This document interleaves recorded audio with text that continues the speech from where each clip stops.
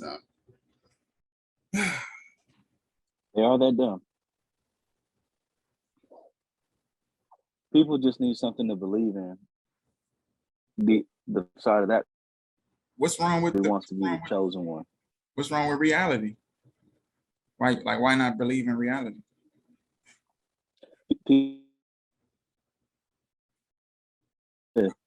Say it, you broke up. I said people are too lazy to do the research on actual reality. And so for them, they're going to invent the shit. You know what I mean? And then claim to be the originator in the anomaly, responsible for inventing this alternate reality. I mean, we got alternate realities now. And yeah, so there's a lot of useless people now. Yeah, let's swing to that real quick.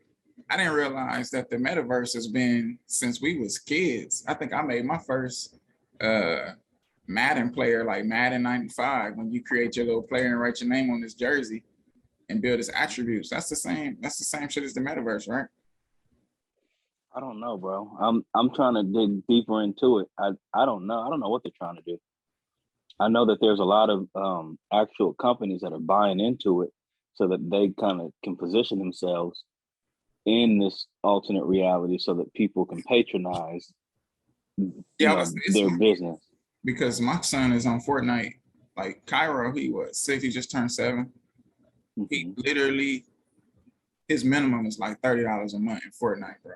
And he hitting like, he'll call my mom, she gonna send him 20. He gonna call his other grandma, she gonna send him 20. He gonna come, hey, I need to work. Can I take out the trash or something? All right, that's 5. Hey, can I massage your back? That's 10. And he's negotiating. Like, hey, if I do an hour, I need $15. Like, and then tomorrow it might be like an hour, I can do it for 20. You see what I'm saying? But he need this money to get Fortnite bucks. So that's wild. Of course, I can see Zuckerberg saying, let's create that place where we can get you to not only stay on Facebook, but pay money. And Twitch does something like that, where you can buy like little tokens or something to send to the creator of the content. It's weird, but DJ I think Facebook had they kind of figured that shit out early on with Farmville, Sims. Yeah, but I'm talking specifically in the social media world. I mean, Sims, yeah, sure, but Farmville, people were really paying that to spruce up their farms and get more tools. And I've never played it, but people were investing into it, and that was a really big source of Facebook's revenue for a long time. Oh, Farmville was specific to Facebook? Yes. Because you could build apps on a backside. Yep. So I think once they saw how lucrative that was, they were like, damn, how do we do this shit? But for everybody. And it leaves you on a platform, so now you can get advertising dollars. Because they can say we got, 1 million eyes for 2 hours. So if you put your 2-minute video in there. Yeah, and now, and since they're on Instagram now, it's like, well, shit, it can be a cross-promotional thing. And Instagram is where people are. Do you guys see there being another social media platform that can outdo IG? Me personally, no. And I'm going to say that because even though they still say that the demographics is younger, which is... Oh, TikTok? TikTok is I think quick, but I think IG has that the certification that you need to be legit. Like it's really a portfolio. Yeah. And because I think we were discussing that in the topics in one of them apps. Should you trend, or how do y'all feel about Instagram or Facebook adding in every other competitor's ideas? And because they making a TikTok with the reels, they make the Snapchat stories. Mm-hmm. They added the close friends that are removed.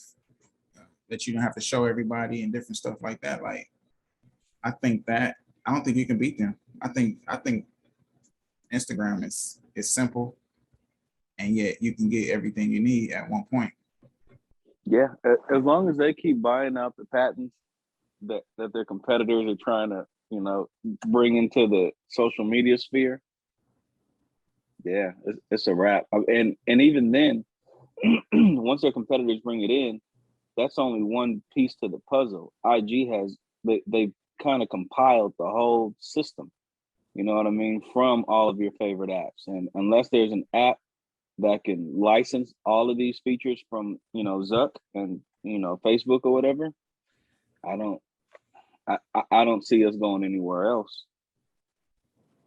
I remember when they had just launched Instagram TV, and I can remember somebody telling you that what their like an ultimate goal is to pretty much give everybody their own TV channel. And when I say that, meaning you could structure it in a way that you literally have a channel that you would see on Spectrum or whatnot, or Direct TV, where you can use your reels or the stories as commercials. You use your IGTV for actual show, I don't know what we call it, programming. You use your post as like a screenshot, like a promo to the content, and then you use all of those interchangeably so that you can you actually create your channel. Because I guess the whole focus is for us, if you're going to use these social media platforms, is to keep people on your channel, or at least checking in on your channel. Because once you get the million eyes or whatnot, now you got a market that you can sell to, right? What's the topic for today so we can tie in all this conversation?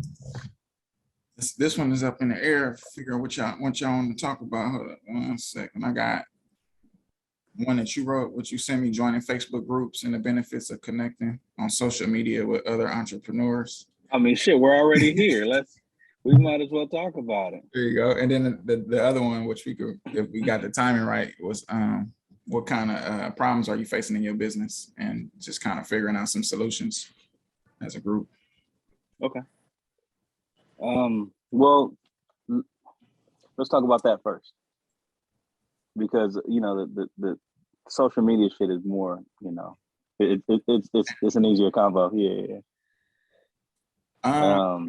So if I go first, my issues in business are, as of right now, as it stands, is I can't increase. There's no increase because I can't. I say I can't. I don't have adequate help right now. Hiring is very, very difficult.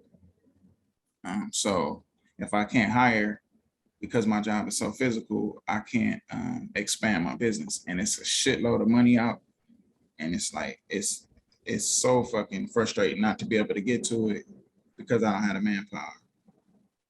That's nuts. What's the what's the simplest attribute that you can designate to not being able to hire the appropriate help? Money, wages. Okay. I would have to. So when you creating the profit margin per se, for me to increase the wage right now, just to be competitive, I'm at 17. But if I went up to 20, like my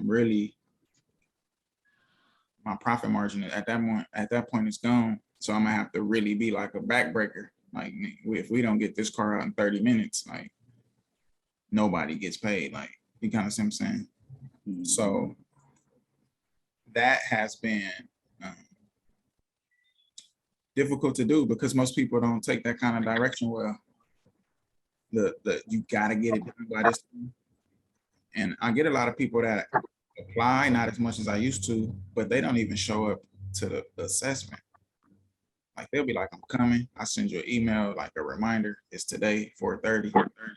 all right, I'm gonna be there. And then like somewhere between 4:30 and 5, they're like, oh, I couldn't make it. I had a family emergency. That's bullshit. But they won't even show up to try out or to be assessed. They just want the job, I guess. Have you explored, I'm sure you have, applying for grants specifically for So what I recently just did, you said grants for money, right? Yeah, but to be used or granted specifically for payroll purposes to sustain you and That is exactly. Hold on, let me make sure.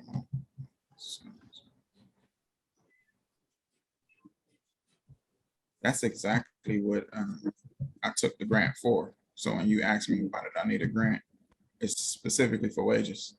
I have a low overhead business, and we don't store much supply, so I'm solid on that. Like most of it's gonna be in wages. I signed up with the county of LA.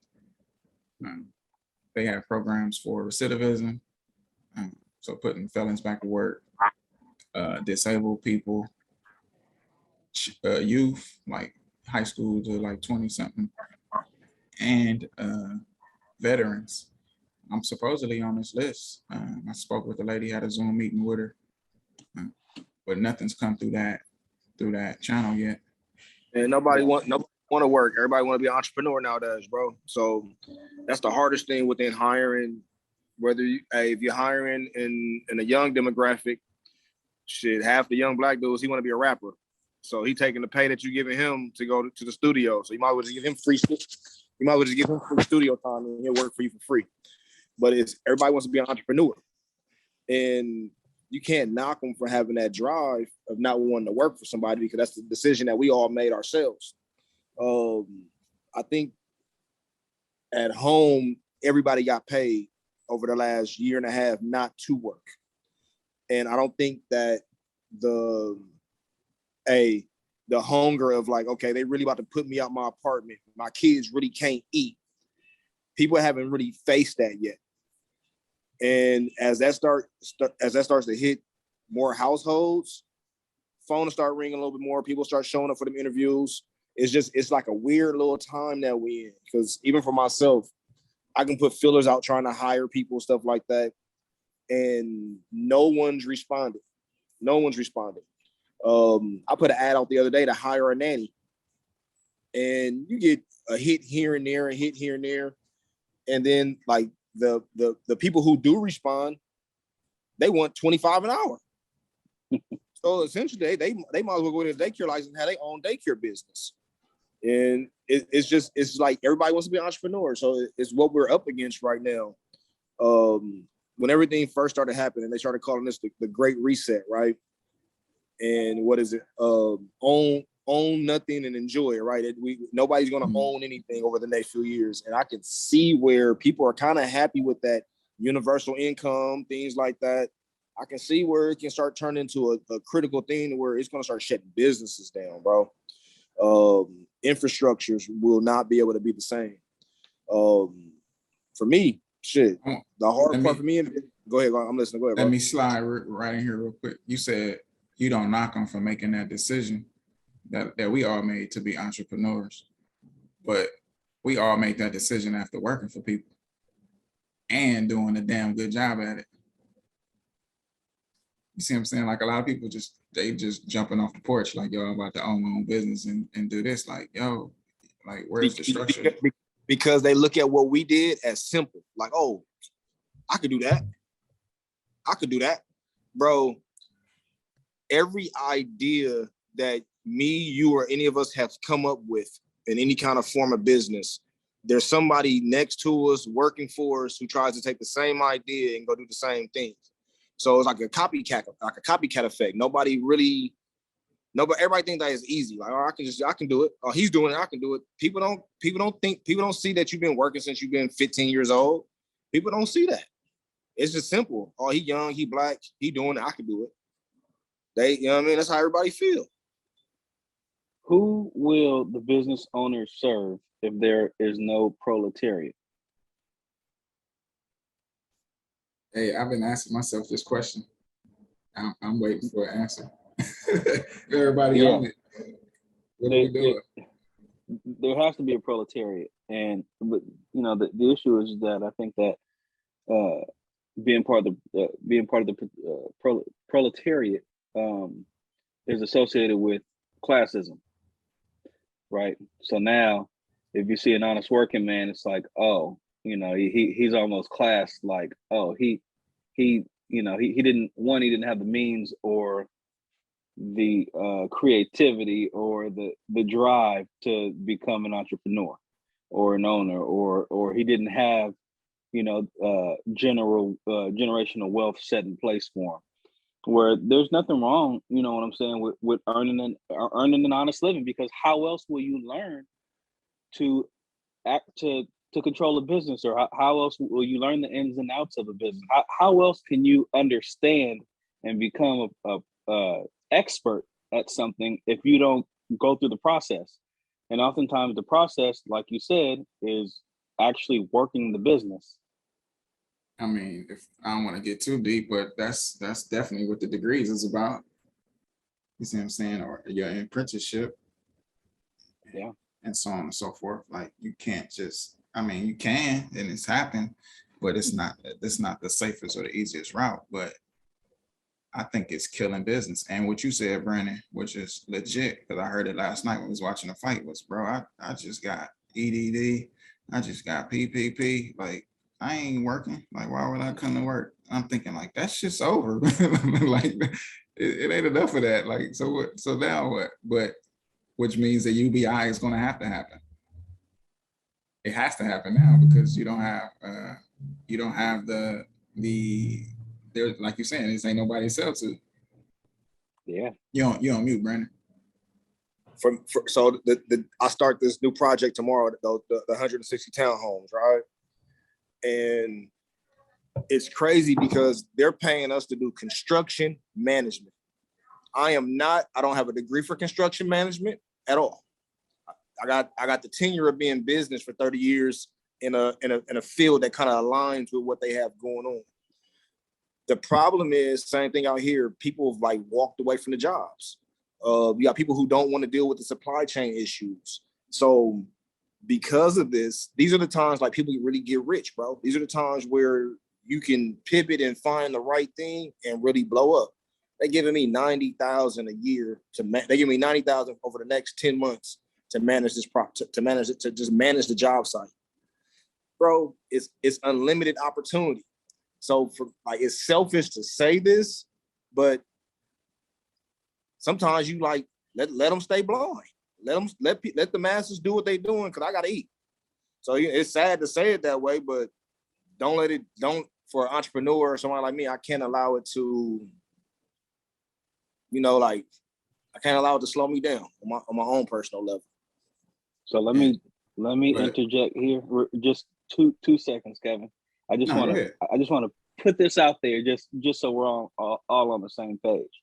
There's the proletariat and there's the bourgeoisie, right? And I may be saying that wrong. The bourgeoisie. That's it there. And so the bourgeoisie are the people who control the means of production in a capitalist society, and the proletariat are the members of the working class. I just wanted to put those definitions out so we all know, what we're talking about. That's what you call when you say the bourgeoisie. That's what they talk about. Yes.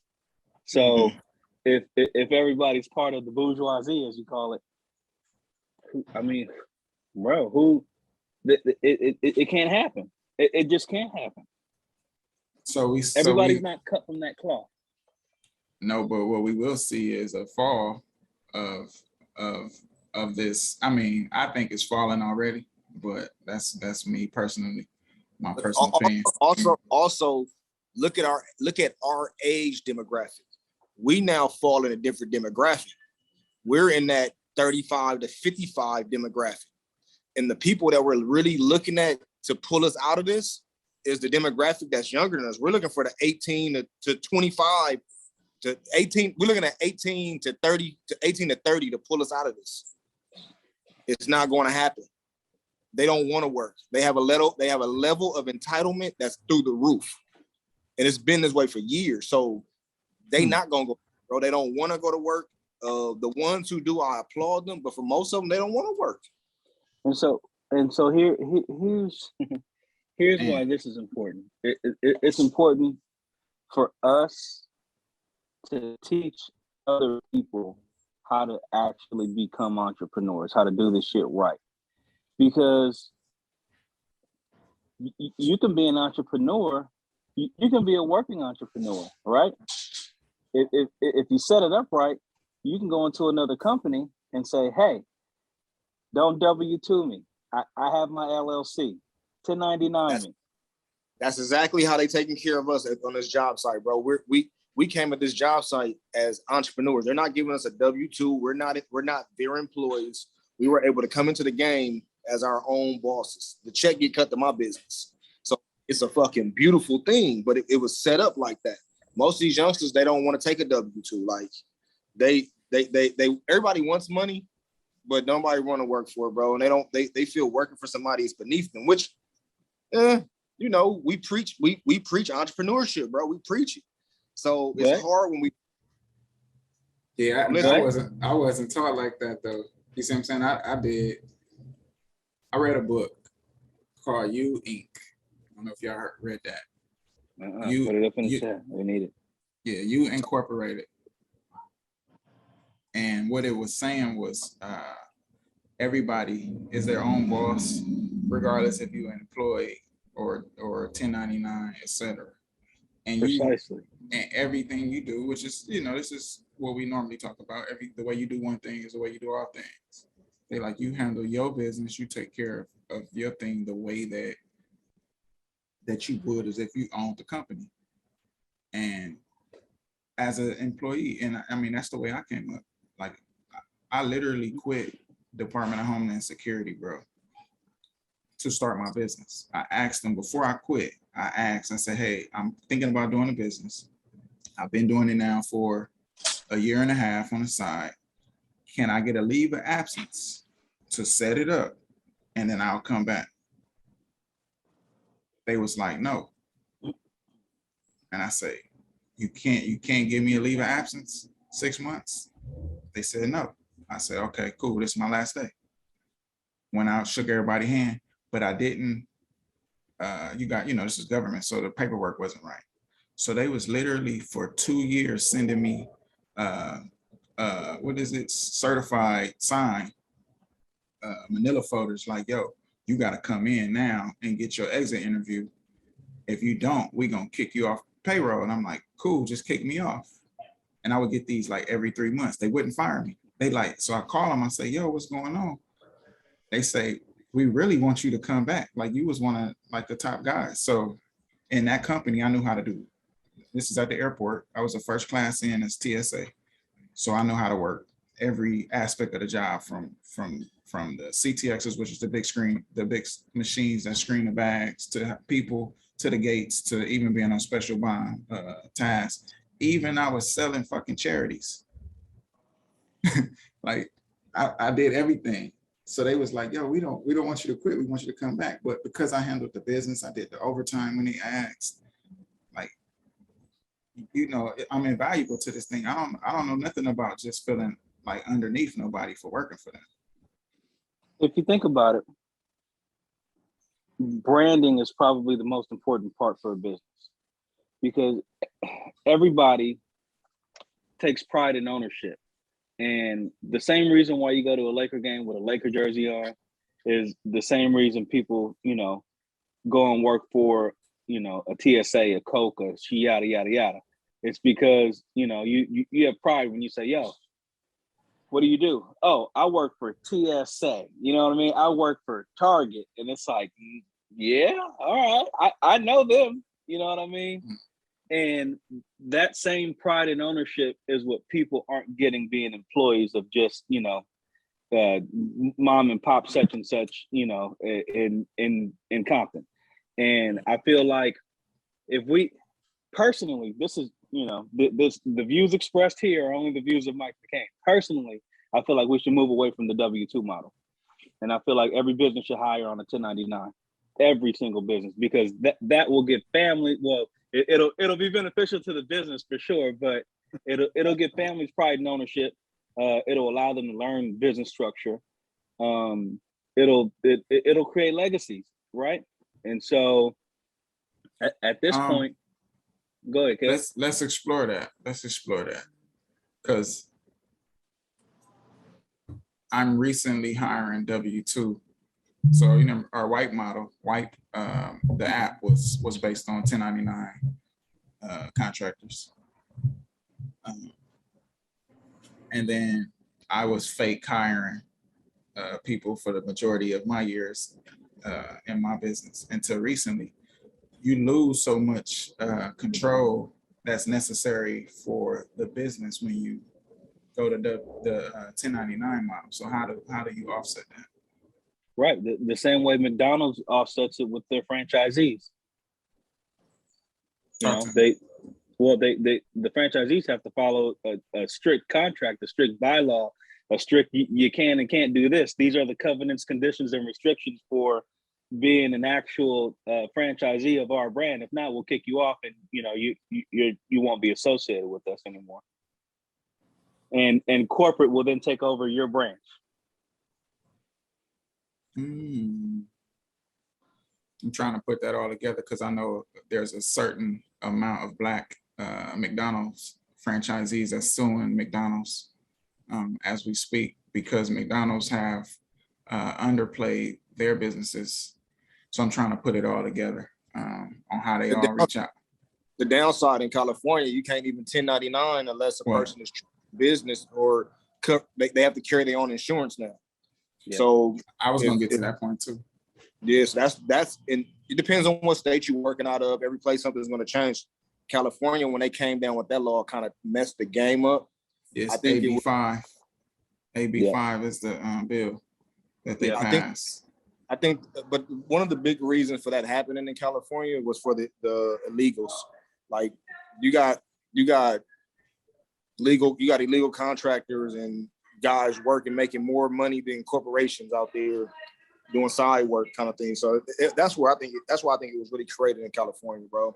But let me jump in here. So my industry, car wash industry, they also use this. It's a lot of stringent laws on book for car washes because they were using illegals and only giving them tips. So they really kind of X'd out the independent contractor model for car washes because they were, I guess, being abused per se. So I'm trying to figure if I if I 1099 somebody, but I need a job done at 7:30 at this location, they don't have to accept that. So I'm losing the control that damages my brand at this point, because if you have to filter the money through me, right? So let's say you're getting, this is a great point though, because I have a lot of people that work like, they own businesses that apply, or they work for Washos. I don't know if y'all seen that, Wash OS, which is another company that acts like an appointment setter. So they fill the calls for car washes and they try to dispatch a unit out to the people. They never really work well because they don't have that control. So when you're working for me, if I'm going to pay you $20 off a $35 job or 30, whatever, but you can go get 50, you push my job to the back. And so now I don't work for you no more, but I'm getting 50 over here and you see what I'm saying? So my business is going to suffer. So how do we offset that? I personally don't think, granted, I think you got to start, bro, with putting people, like you got to, your hiring pool that you're hiring in, and this is back to the age demographic thing. A younger person will respect you by putting them in the entrepreneur position. Somebody who's 35 years old, they're not gonna respect it, bro. So it's bringing somebody into some. Hold on one second. It's something new. So you're bringing somebody into something like a new way of thinking, a new way of doing business. It's going to have to happen with the young people. It's not going to happen with somebody in 25 and up. It's not going to happen. So like those models and stuff like that we want to use is going to have to happen with the youngsters. Our sons will be the people who will benefit from this way of business. Hey, also, too. Go ahead, Mike. Kevin. No, it's good. I'm off topic. Go ahead. Oh no, I was just gonna say that this is where teaching integrity comes into play. You know what I mean? The like Brandon was saying with the younger cats, they're more malleable. So you can teach them business ethics and integrity and etiquette and all that shit. The older generation of the proletariat is they're looking at next 15, 20 years, how can I mooch off of this social security that that I'm entitled to. Yeah, I'm not sure if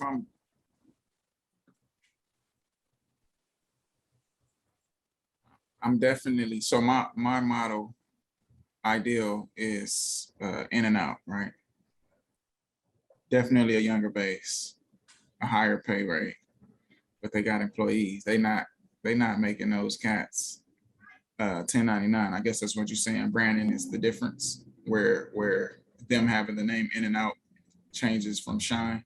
Like those people want to work for In and Out versus working for Shine as a wage employee. Is that what you're saying? Because I don't think In and Out could be successful if their employees were 1099 contractors and they did not have to adhere to a schedule.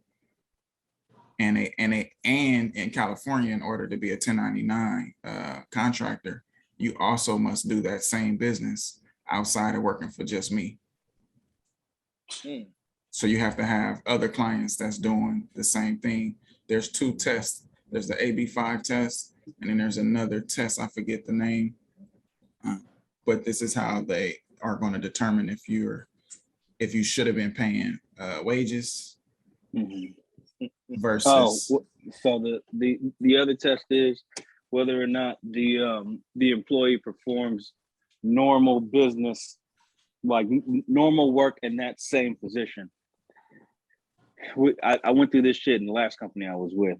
There was a 1099 lady who was there doing specific work, and she was so concerned because she knew that she was an actual employee, but she was being paid as a 1099 worker. Right.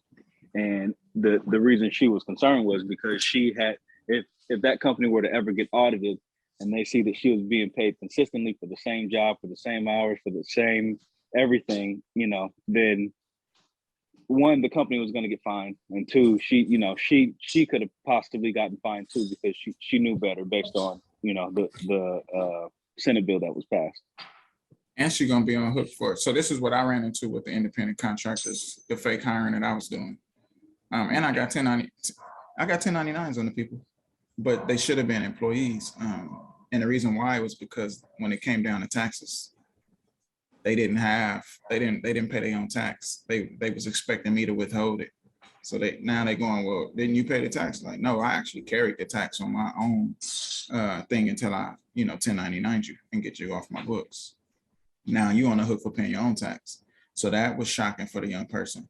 And then two, when it was time for them to get things like an apartment or a car, they're going, well, where's my paycheck stub? Yeah. I'm going, yo, I gave you 1099, like that's your thing. So I ran into a lot of issues with that. But most importantly though, I lose the control that I need to expand my business. Like I can have a spotty business everywhere, but I don't see the way that I can build uniformity in that with the 1099. I like the idea of empowerment, but I don't see how it works for the model. So business model, yeah. I want to see what, like Brandon, so you're 1099 to project manage, which is dope, but what happens to the company that you subcontract, right, to come in and, I don't know, lay the concrete? but they don't have their employees show up because their employees are 1099 and that they down the street doing another concrete job. Like, how does that affect the totality, especially your position as a project manager? See, for in our industry, the job site that I'm about to start working on, this is new, right? I'm going to something completely new. The former way that we normally would do everything is through scheduling. So I've had jobs where I schedule with a 1090, for instance, carpet installers. Very, very, very small profit in carpet for the business. The installer makes a decent amount of money, but not that much money off of the job, right? And he's going to counsel on you to take the bigger job because he's a 1099 employee. So if you only got 100 square yards and somebody got 500 square yards, he's going to take the bigger job. But it really boils down to scheduling, bro. I think the biggest thing was always with me was scheduling stuff the right way to kind of to make sure that they would show up, knowing, hey, if a customer only had one bedroom of carpet to do and I'm using a 1099 guy, making sure that I scheduled it the right way with the 1099 guy or the installer. That was the best way for me to kind of work through it, was all through scheduling, bro. And even within scheduling, you're going to run into problems because they're chasing the bigger job. I mean, you know, we still run into schedules with employees who, you know, like my stomach hurt today, so I ain't showing up. But yeah, I'm when I'm looking at it, I'm going, you know, I can franchise and all that stuff, but is it too early? Like this company, my company, Shine, can be really big. Like but I need employees. I need to have the control necessary to set the foundation. And maybe I it's time for you. But maybe it's time for you to start another business. I'm there. I'm actually there. I mean, and one. I'm actually thinking about working for somebody. Nope. So one that can alleviate this problem, and you know, my brother, he's been managing restaurants for a really long time, right? And his issue was finding qualified servers. And he was like, man, I wish there was a temp agency that just had a pool of, servers ready to work on command. And I said, start it. You know what I mean? I never thought to go to a temp agency. I sat down with one like maybe 7 years ago, but I haven't. And with the temp agency, they're right. They're on the temp agency's insurance. Mm-hmm. Right. And I honestly, is there a temp agency that serves your industry? If not, start it. Yeah, but I know they got like the Gardena One Stop. I mean, they got little shit, but this her temp agency wasn't specific to an industry. I think that you can set it up and she could train based on whatever information and stuff I get. I guess they was gonna implement the training program for their people and then send them out and so on and so forth. I mean, specific to mobile it's detailing, possible. Specific to how, I know that you and Brandon tossed around the idea last time we were on the call with regard to jumping in housing and cleaning and stuff, specifically to that. And shit, you may want to try, I know there are temp agencies that cater to cleaning services. If those folks, are cleaning houses, they'll wash some cars. Mm-hmm. That, and I guess this is gonna kind of swing the topic, but that's where these Facebook groups are important at, bro. You can find anybody on there. Like, I'm talking about looking for a nanny. Yeah, I probably got about 10 people who responded with a high ass price, but it's a pool on there. So these different groups, we can start utilizing them groups the right way. And like you said, create your own temp agency, create your own your groups to funnel the people through. Yeah.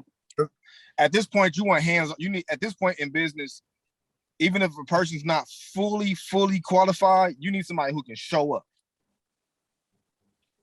And that's where most business, bro, out here, I'm not sure if they're doing it at home, but all throughout the South, where I've been, all these different places I've been hitting, They're paying people daily. I'm talking about Wendy's, McDonald's, Cracker Barrel.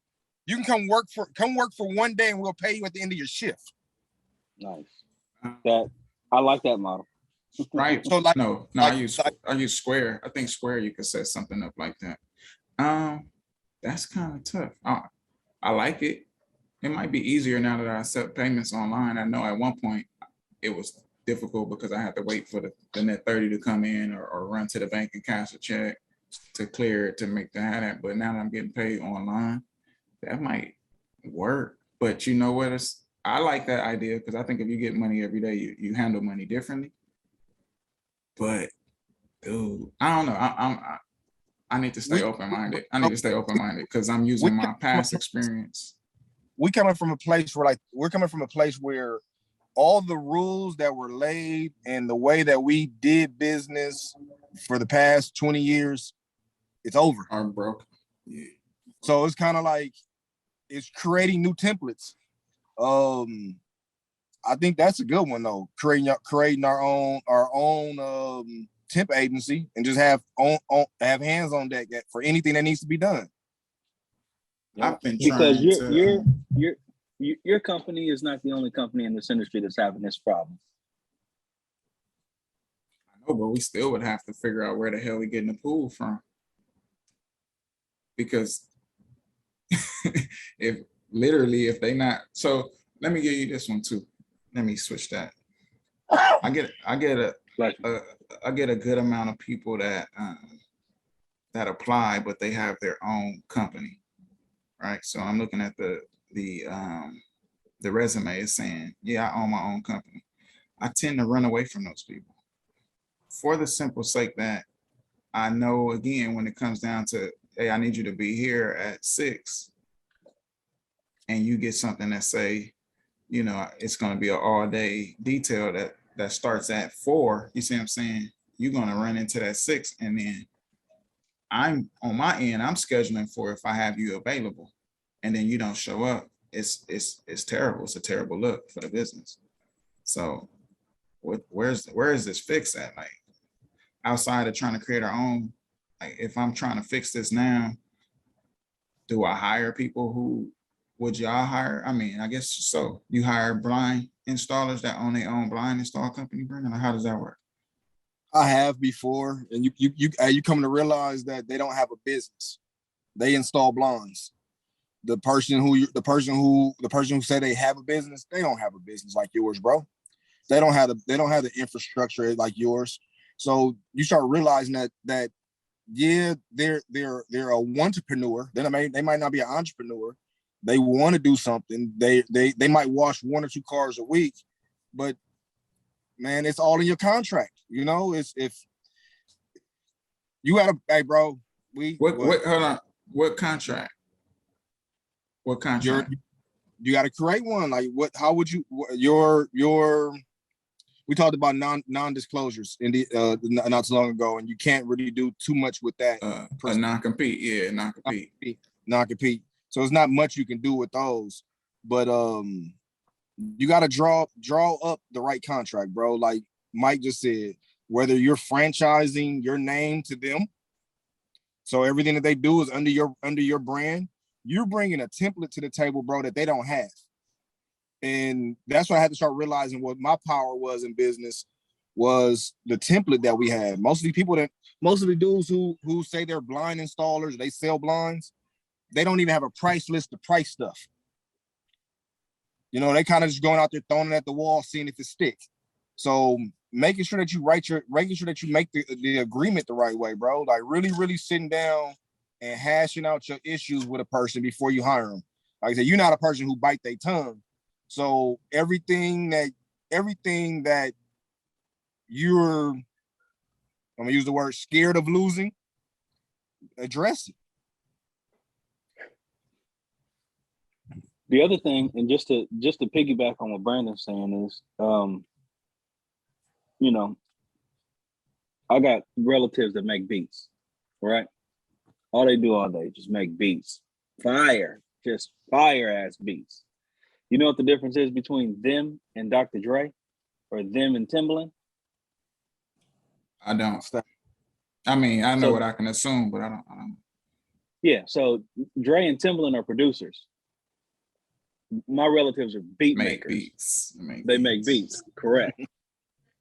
So, you know, you get a certain level of quality when you hire Dre and Timbaland because they kind of built their business and they built their brand and they built that name.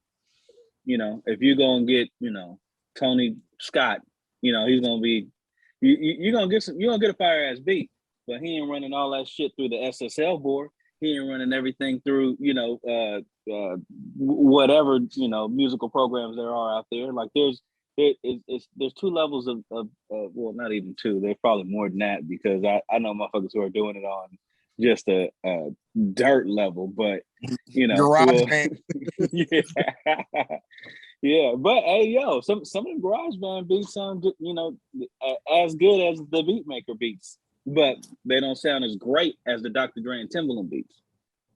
I'm gonna have to look into a non-compete because I actually reached out to somebody on Instagram to be my HR. I'm like, yo, I got this, you know, my handbook is solid, but I want to tighten up because I really want to hire and I want to make sure all my ducks is in a row. And she said her contract won't allow her to do side jobs, whatever kind of business contract with her company. But when I hear contract, I do understand that at that point that you're no longer like an at-will employer. Usually that's like a salaried employee. Like, you know, there's some different, I think, factors that come into play once you get into a contract versus just hiring as a W-2. So I might have to look into that. But that's enough on me. Anybody else got some issues, man? My shit is tough. I'm gonna be chilling. I like that idea, start a new business. I think I'm training for that right now. So we're gonna see. How you doing today, Miss Brianna? I'm good. How are y'all? You doing good? I'm good. I would say I'm not gonna call it a difficulty, but I think in regards to my two businesses, it's advertising I need to get to. I keep saying I'm gonna put more money into advertising, and I haven't yet because I need to sit down and I get real particular about how the ad's gonna look, how the boost is gonna look, wording, images, video, yada yada. So I think that might be what's holding me back because when I tap in with other people in the same two industries, they make it seem as if that's the way to fix the issue. Is literally advertising online, getting in front of more eyes, and as it gets going, most of them have all the same benchmarks.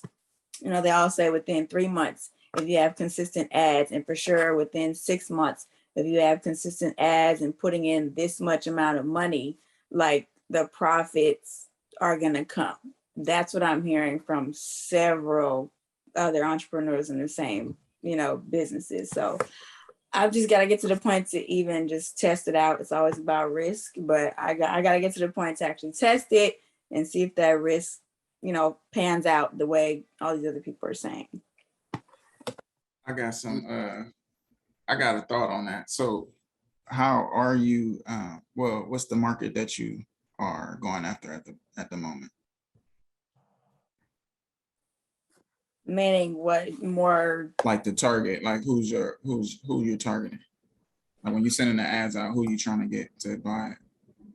Honestly, I mean, that might be an issue of mine. When I hear that and I talk to other people, I feel like there isn't really a target. And I know people like, no, you got to have a target, but I don't see how or why I would need a target. Like in regards to, my apparel business, it's mostly t-shirts. At some point, you know, I'm probably going to branch out and do other things, but I don't see, I mean, unless y'all can tap in, I don't see how there needs to be a target for that. I want to go to the photo booth. Okay. Even with that, I mean, the way I'm seeing is like, to me, the target is anybody. That's probably my problem. So let me. So I did a rooftop all white party a few years ago, and we had a photo booth, and it was dope, right? If so the person provided the photo booth, and I think what they normally do is leave out some cards or maybe pass out a card to the party, right? Like so that the other people can grab it and, oh, okay, I'm gonna get a photo booth. I think the target is definitely people that's like events. So I would try to team with an event, people that provide the chairs and that kind of stuff. Okay, yes. So I would partner with them because like my business, we partner with a concierge company that when they open up a new business, they bring us in. So find a place where you and an event coordinator can be partnered. So when they do events, you're at least the first person they bring up. I think I did tap on that when I was on my first call with y'all. I kind of remember that. And the issue with that is I think I did, because I said I need to talk to her again. She's in the process of trying to move. But when I threw that little idea at her really quick, she was like, yes. But right now, her issue is she needs to move her business.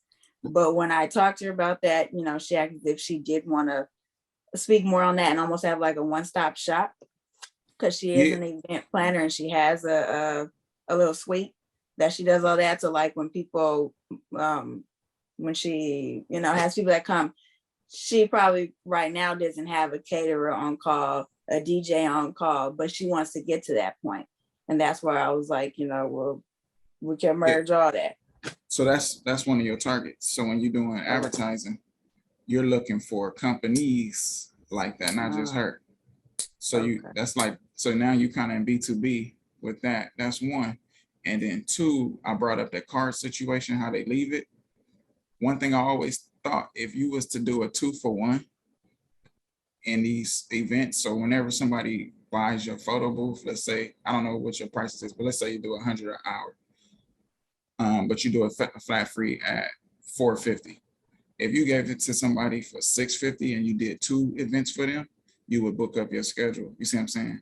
Mm-hmm. And you would, and a lot of people I don't think take advantage of that 2-for-1 where you can now get, hey, you can use it within the next 3 months. You see what I'm saying? We'll come out and do it again. If you don't use it within the next 3 months, you out of the contract work per se. And right.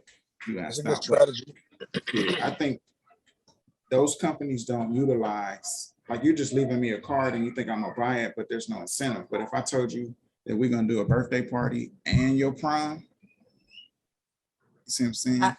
I've done that, but I need to do that, actually speak that to the guests. If it's something like that, of course, yeah. Yeah, that's your advertisement. Boom, we not doing one, we doing the birthday and the prom. You getting, like we trying to be your year-round right people. So, but something like that. But and then I think you go digital with that. At least a consistent $10 a day. But at least for campaigns, 30 right. days at a time. That's where it is, because I get on target with those things, and then months. I like you guys are talking about Facebook groups. I had times, where I give 3 hours or whatever to sitting down, going through businesses, seeing what they're about, reaching out to them, boom, go to the next one, boom, go to the next one. I have pages filled. Most of them don't get back. I don't know if they don't use their business page or what. Some do get back, and they seem kind of like they're not too sure how to go about it. Others I reach out to, they're not local, and I'm like, still chop it up and figure something out. It's kind of like that. So the people I'm finding, not that I have all my ducks in a row, but it almost feels like sometimes, like Randy was saying, everybody say they got a business, but they just doing something. So I think a lot of them are females. I think a lot of them may be kind of just doing that, calling themselves, an event planner and all this. But when I speak to them, they're on some, this, and it just doesn't pan out right. So I just got to keep reaching out and seeing who probably is ready to tap into something like that with me. Every no will get you closer to a yeah. And I've experienced that in a couple of different businesses. And the other thing that I'm sure you guys know this, but what I experienced when starting this notary business, what I asked myself, am I reinventing the wheel? Because I wanted to create a business that had some sort of brand recognition in the notary space. And I was like, okay, I can do, 20 notaries at $15 a piece every day. Or is there a better way to do this? Is there another company that has already had a similar idea, or how are other notaries making a lot of money per day? And so I found that there are notary dispatch businesses, and they dispatch not just single notaries, but they dispatch like loan packages where you're making $150 in an hour. And so instead of, me trying to redo everything and say, hey, build my way up to something like that, I'm poking around for, the low hanging fruit. And sometimes that low hanging fruit is big and ripe and ready. Right. Yeah. Just back to Brianna, but yeah, I think we all have to do better in marketing.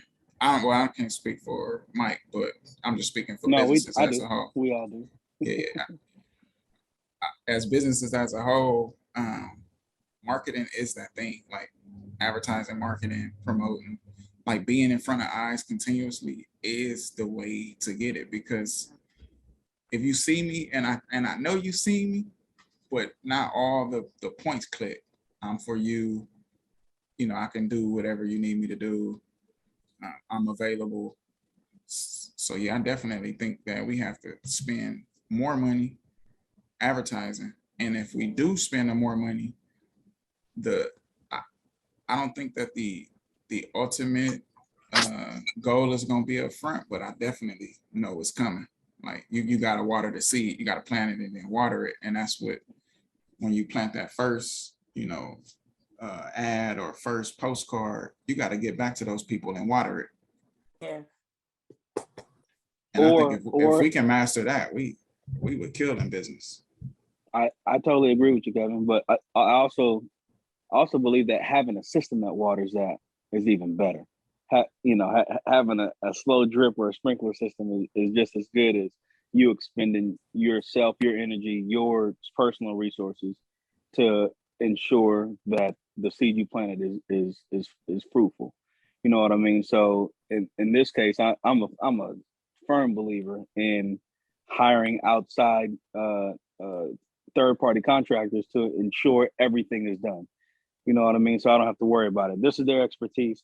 They're experts on following up with people, and it's getting my brand closer to achieving the metrics that I'm looking for it to achieve. You feel me? I like it. What if you don't have the resources for it yet? That's what I was gonna say. I would assume this. You have to know at what point do you truly need that, and at what point will it actually benefit you, instead of just being another expense that's tallied up, that you're not really seeing the profit or seeing the benefits per se as fast as you should. If you had did it yourself, yeah, you would have spent more time, but at least you're If not your resources, I hear what you guys are both saying, but if your resources are better spent somewhere else, if your personal energy is better spent somewhere else, then that's when it's time to hire outside. That's when it's time to find a third party to actually achieve. I'm a believer of that. The hard part from the entrepreneur mindset of doing that is that you feel that you're giving away some type of information with inside your business that somebody else is going to walk away with. And it's a hard pill to swallow, but in order to move your business in the right direction, it is the best thing to do. Like for the HR situation you're talking about, bro, I'll talk to a few HR people, and you start looking at what they're talking about charging you for. It's like, ooh, that's an expense. right. It's like, after I pay you this money, I'm not gonna be able to pay that employee that I just hired. So it's you got to know where your business is. We got to know where you are in business, and like what point of business you're at. I've reached this point of like, well, I guess I'm gonna go my turn now. I'm gonna say, well, my problem is in business. I'm my biggest problem. Me.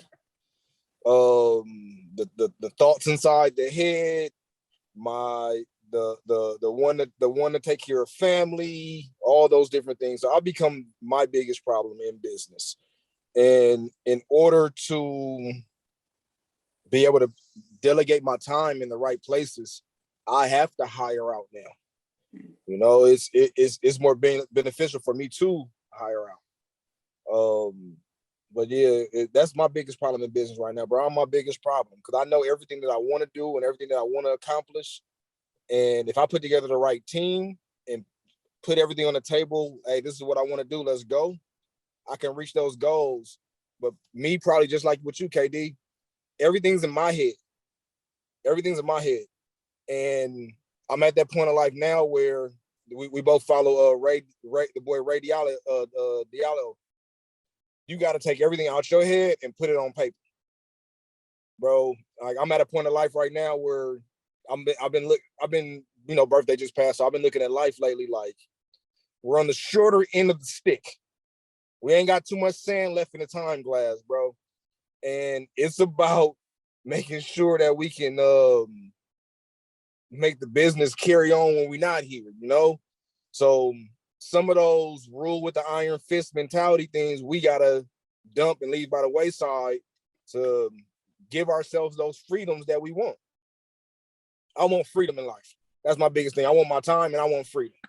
And in order for me to do that, everything that I got in my head within the business, I got to empty it out, put it on paper, and feel confident in letting go.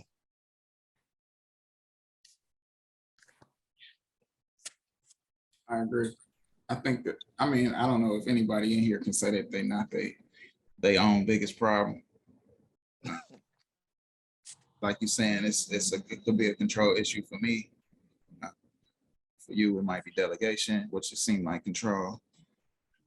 I heard the lack of marketing would sound like control. So I mean, yeah. I just think that I want to see like what those things look like. Like I'm emptying it out, but if I can't hire, or as a smaller business, and I'm not, you know, the money I make now pays for my lifestyle, right? So how do I put that team together without the resources?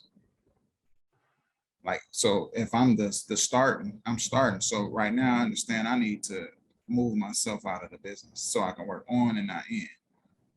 But if I can't get that base, that solid group that I can now say, okay, y'all can handle that part. Now let me go to do this.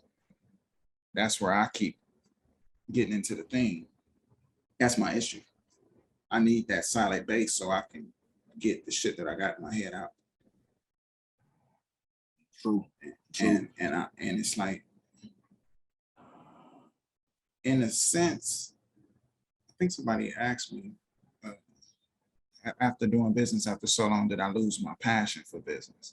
I'm not sure if that was me and you, B, or somebody. It might have been. I can't tell you who told me that, but I'm like, no, because I never. Hey, you see these black bags under my eyes, bro? You see the saggy face, bro? Yeah, I lost it. I lost a lot of it, but it's coming back. Like, I think one of my biggest things right now, bro, with business, especially over the last year and a half, 2 years, is like, and I'm still kind of like crawling back. It's like, I haven't been home in the last few months. Has home opened back up to the capacity that we're used to? So a lot of things for me that's daunting, it's out of my control right now, I feel, bro. Like, a lot of stuff that happened, it has zero to do with us. So a lot of the maneuvering coming back into the game is like, okay, I got the drive again, but where's the world going to be in January? You know, what's gas prices right now at home? Shit, I don't $5. remember. So at $5 a gallon, it ain't worth me sending a driver in the field to go to a customer's house. It's gonna cost me $1.25 to fill the truck up for the day. So every job we go to gotta have a $1,000 profit in my eyes. And then now I'm disservicing the person only spending $100 or $250. Like I'm looking at that $250. Like I don't want that $250. What I gotta go through to get that $250? I just lost money. So you're saying you really have to pivot. You have to pivot your business, or is there a workaround for that? So the pivot was getting out of California when everything was locked down, right? And I kind of look at it as me working my way back home. That's kind of how I have to view everything, bro. A lot of things are changing so rapidly, and it's scary. It's scary, you know. It's like, bro, okay, we talk about hiring. You know, average payroll for me, bro, in a week is when I'm full capacity, 32 to about $4,000 a week in payroll. It's like, okay, it's scary. It's scary. So for me, where I'm at right now is where the pivot put me in a position to where I'm able to bring income in solely from my house, from my household, without worrying about employees. By me growing the business and bringing it from Carolina back across the country, by the time I make it back to California, I could deal with whatever new rules that's in play, because I have capital again, to where I can kind of maneuver around the things I need to maneuver. But bro, home is dead, bro. Like, for me looking at it, it was dead. So for me, the resources that I have from home, I can bring those resources somewhere else and make more than what I was making at home. So my son wants to go to UCLA, so I got 4 years to work my way back home to get him to have the house somewhere and get him back situated where he wants to be. So that's my ultimate goal. I think we had the conversation. The pandemic wasn't my problem started before the pandemic. Got the new location, broke my arm and all that kind of stuff. So the pandemic kind of slowed stuff down for me. The pivot made it to where I got that drive back, where it's like, okay, it's worth me getting up in the morning, putting on the boots and going to work, kind of thing. So I think the biggest thing, bro, for me is just finding that consistency. And like I said, I'm trying to work my way back home, bro. But at $5 a gallon, fuck it, they can have it right now. I don't need it. Hey, Mike, you facing any problems in any of your companies that would, and then how you overcome them or see to overcome those? So specifically this cannabis business, this high class RX business. One is so I have my actual platform on Wix, right? And so Wix doesn't like the brand. It doesn't like the business model. So they won't allow me to sell anything associated with that brand on their platform. But I've already paid the annual cost to host a website there. Granted, you know, I could have moved it as soon as they told me, but you know, at this point, I'm kind of weighing my options as to where I can, I'm determining if I'm going to run into this issue anywhere else that I go. And so, you know, I'm really thinking about Squarespace, and I'm sure if you guys have any other website hosting platforms that you can recommend, I'm all ears. But Wix specifically doesn't like the fact that my brand is associated with cannabis. So I can't sell, you know, gift boxes. I can't sell merch. Specifically, the issue is that I can't sell merch. And so, yeah. So you basically locked out of their store. Yeah. I just did that little run. I didn't look at the terms and agreement, but Shopify. It's Yep.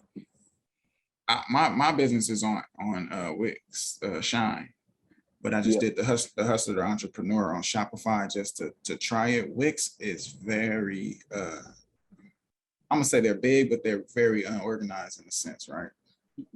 And they have a lot of limitations, but it's easy to use. Yes, it's super user friendly and intuitive, for sure. So the Shopify, it's really basic and it's difficult as fuck for me to use after using Wix. Like, I'm like, man, what the hell? I just want to drag this here and put this here and write this right here, and it's there. Exactly. Yeah. So, but I was gonna say probably Google. Google, they also allow you to build websites. I would probably go there. And I'll check it out. I'm really not Google. I'm looking for GoDaddy. Oh, GoDaddy. Oh, I'm like, damn, Google has a platform? No, GoDaddy. GoDaddy, my bad. Okay. Yeah, I saw GoDaddy's platform, but because I buy my domain names there, or some of my domain names there, I just didn't I didn't want to have all my eggs in one basket. Yeah. That's why I moved off, but I think that might be the smart run though, because if they're gonna give you the domain, they might go ahead and extend that grace on the other side. Yeah, and possibly. I'm looking for a platform that's just fashion forward. I understand that there's an issue with regard to federal laws versus state laws, and that that definitely could be holding a lot of things up. It is holding a lot of things up, but for me not to be able to get my merch out the way that I want to is really it's a hindrance, and it's annoying. But you're only selling merch though. You're not moving flowers on there. Nope. Yep. Nope.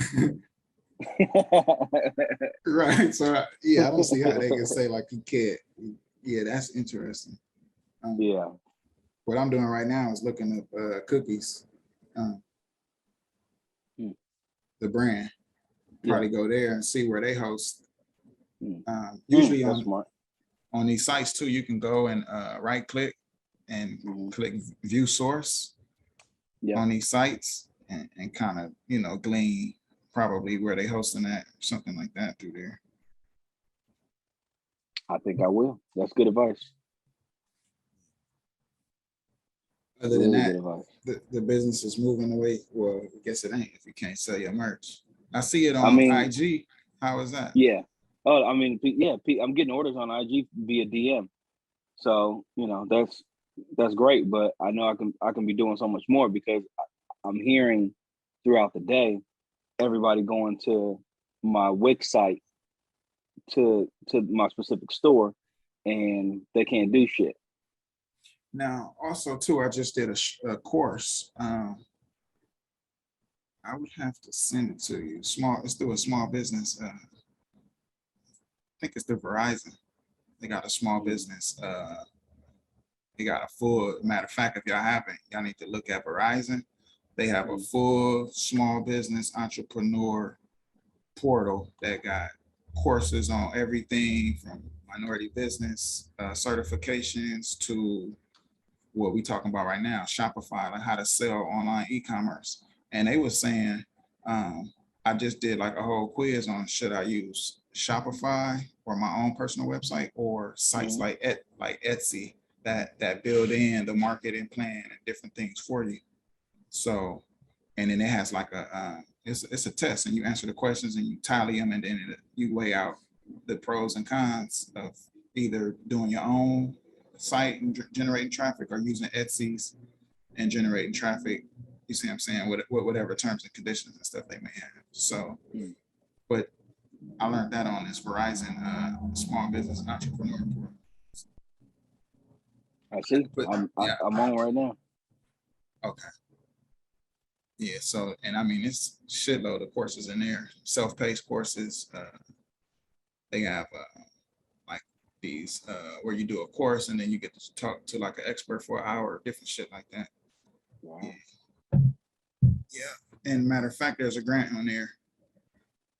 $10,000 just open up. Say less. Yeah. So you got to do 2 courses to unlock it, and then you can apply for the grant. That's smart. I was talking to a buddy of mine that he actually the company he works with, they partner with San Diego State University, and apparently that's the direction that education is moving toward, is the online certificate programs, and those are actually going to be just as valuable, if not more valuable, than traditional degrees and diplomas from these brick and mortar schools. I personally, I think brick and mortar is going away, all the way away within the next 20, 30 years, right? But these certificate programs are acting as the new trade schools. And me personally, as a hiring manager, I'd love to see that on somebody's resume. You know what I mean? That they took the time to actually take these certificate courses, in order to strengthen their skill set. But then again, according to Brandon, there is not going to be any proletariat, and everybody wants to be an entrepreneur. So I don't think resumes are going to be around much longer. Yeah. Now it's just when I ask for a resume, it's not to judge your qualifications. It's just to see if you're willing to do the steps that it takes to get there. You get what I'm saying? Like a lot of this shit for now hiring is like, yo, I just need to see you put your hands to it, because you telling me anything. They got a lot of books on how to answer interview questions and shit. And I heard it all already. I think we should make that one of the upcoming topics is, what do you look for as a hiring manager on the resumes of candidates? That would be good. Potential candidates, yeah. And I remember one of my, I need to try to reach out to these people and probably get them to come talk. One of my clients, she probably mad though, because I had to let her go, but she was the hiring manager for Disney for, at least 20 years, like executive out in Burbank. Yeah. So I used to ask her, like, what's the key? She was like, just keep them talking. You want them to talk. You don't want, you just want them to talk, because they're going to expose themselves in the conversation. Yeah. I got a good buddy, Walter. His motto is, if you let somebody talk long enough, they'll tell you exactly what you don't want them to know, or they don't want you to know, or some shit like that. But when I heard that, I was like, wow, that's deep there. Yeah. So I'm writing that down right now. It's a hiring manager. But yeah, we definitely need to get into that, those small business portals. I'm even doing like Africana studies, bro, on Saturdays with I don't know if y'all ever heard of Dr. Greg Carr out of Howard University, but him and Karen Hunter, which is another professor and an author. Karen Hunter is a professor, author, and got a talk show on Sirius XM. And her and Dr. Carr teamed up, created a whole website, a social media site called Nubia, KNUBIA. So every Saturday morning, even now, my son kind of come in here and sit down. We listen to Dr. Greg Carr just kind of spit politics, the way, history on Africans, how, and domestic politics influence international and vice versa. It's really good. They break down movies and different things. So yeah, but I'm on Twitter right now. Yeah, that's their conversation is we jailbroke school. Like, he still teaches at Howard, but he's like, yo, you can't get an education better than this right here on these platforms. Yeah, I agree. And so yeah, I think everything is switching. So I guess we can kind of switch the conversation for at least the next 20 minutes on the importance or the non-importance of joining Facebook community groups or social media community groups. Yeah. I think it's I think what we're doing is important. I think it's a lot of gems for a lot of people, but I don't think people know how to support that hourly. And I don't know if you know what I mean when I say that, like the questions that I'm asking in the post, which Brianna is amazing. I love Brianna. She get the conversation going. She be having to stop for my whole day. Like, hold up. I'm talkative. That's why. If I get a chance, and it's something about, like, I've been like that. It's something about digital stuff. To me, it's the same as if I was in person. So if I see something, I'm all in there. I told somebody the other day, I'm like, I don't even gotta know you. I don't know if you're real. I don't know if you're an Android. I don't know. But if I see a question, something, I'm like, I just gotta put my 2 cents in. And people usually, a lot, especially lately, I don't know what's going on, and I ain't questioning it. But the energy around me, even when I tap in on stuff, people are like drawing to me. It'll be like 3 weeks down the line, somebody didn't like something I said, and they're like, "Yep, da da da da da da da da," and then I respond, and they respond again. Like, that's what I was thinking. You know what I'm saying? I don't know these people from Adam, but lately that energy's kind of been going around me when I tap into stuff online. Because I think it's because people don't know how to support these little platforms. Like the social media space has become real me. Yeah. So I want to write what I want to say, and then I don't want nobody to say nothing about it. Right. And I think once you start seeing like what you do is you kind of bring up questions or different topics around certain stuff, and then I get a chance to think a little bit differently than what I did. So I think I'm trying to figure out how to make that go beyond that little 50 people we got on that site. But in that, I think that it's important because a lot of our learning is now coming from the 30-second to 2-minute bits that experts are given, especially Black women. Like, I don't know if I told y'all, but my little my life hack is I slide into all the Black women only entrepreneur groups and shit and listen to them, because like it's almost like they know the shit that's going on. Like, I don't know if the men are afraid to express it, or or we not tapped in, but the women, they like, we girl boss and all that, I'm not a girl, but I want to understand what a girl boss is and how you work a planner, how you use a scheduler, how you get 20 girls to come and use your product. Like, I'm trying to understand all of that. So I tap in. But Mike, you're not on Facebook no more. No. Right. Were you ever? I don't even remember. Yep. I sure was. Okay, I don't even remember. Yeah. Why is that? I just wanted to focus my efforts in one place. That's all. And I got a question too. It's not in pertaining to like Facebook groups, but in general, your IG, your feed, years back, you was, so at what point it was like, boom, you know what I'm saying?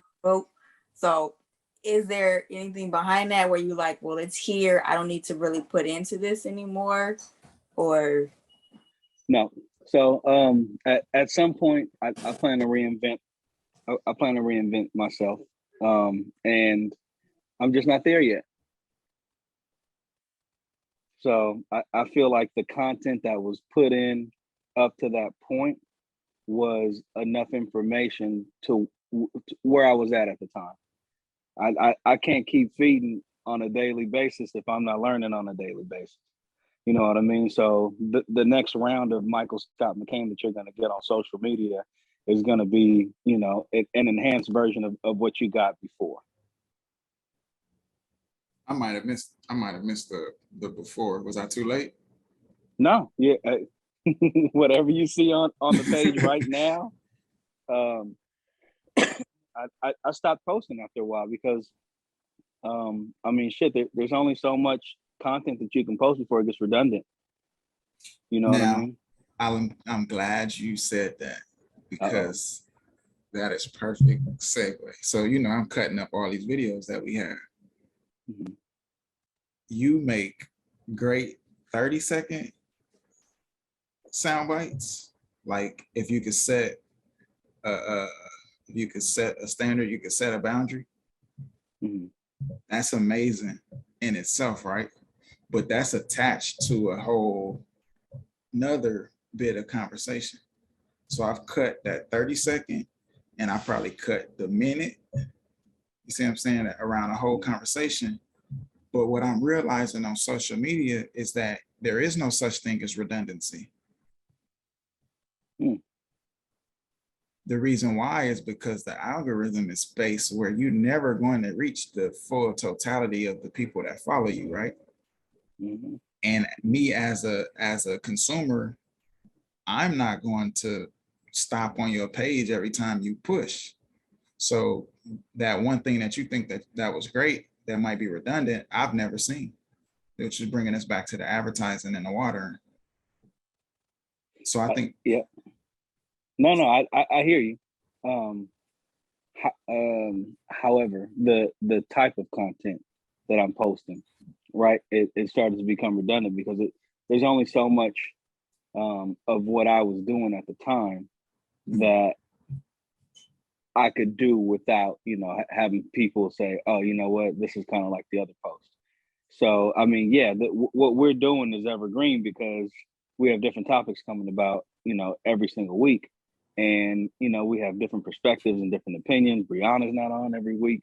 And, you know, we just have different people, you know, coming okay. through and giving different perspective. But, you know, I was posting at the time what I found to be interesting and what motivated me as a person, you know, as an entrepreneur, as a businessman, as an employee, as an employer, you know what I mean? And for me, I'm, you know, it was I almost felt like it was just right. So I left it alone. So what's the importance or the non-importance of joining a social media group? Yeah. Well, I mean, the same reason we're fellowshipping here today is because we all have different exposures. You know what I mean? And if you encounter somebody who's had an issue similar to yours or in a different realm of their business that can help you out, you know, then why not join in and ask some questions because you might just learn something. You know, the flip side to that coin is my wife. She joined a couple social media groups and with regard to her printing business, and she kept finding that, you know, her black voice was getting ignored in this white crowd, and it was quite intentional, and she noticed it. And so she decided to kind of go to a more diverse group, a more diverse social media group, where she felt like her voice mattered and counted, and people were, you know, then started to answer her questions. She felt like she was part of the actual group and not just somebody who was there observing and whose voice didn't matter. So I feel like that, you know, that's one of the adversities of joining a Facebook group is that, you know, it's almost wolf pack syndrome where, you know, the regulars who've been there for a while kind of tend to their favorites, whereas if there's a newbie or if there's some kind of bias, whether it's culturally, racially or whatever, you know, there could be an issue and it could turn people off of joining social media groups altogether. So, I mean, I don't know if you guys ever experienced anything like that, but when she told me, I was like, damn, that's, you know, welcome to America. I'm kind of trying to put it because on Facebook, I'm an admin of a basketball group, and we got like an all sports group that I admin on Facebook. And I think the issue is usually that only as few. I'm not sure if it's the gang mentality because we all will have our own perspectives that could be challenging to each other. Mm-hmm. but I think that only a certain few people actually engage. And with that engagement, with that engagement, I think that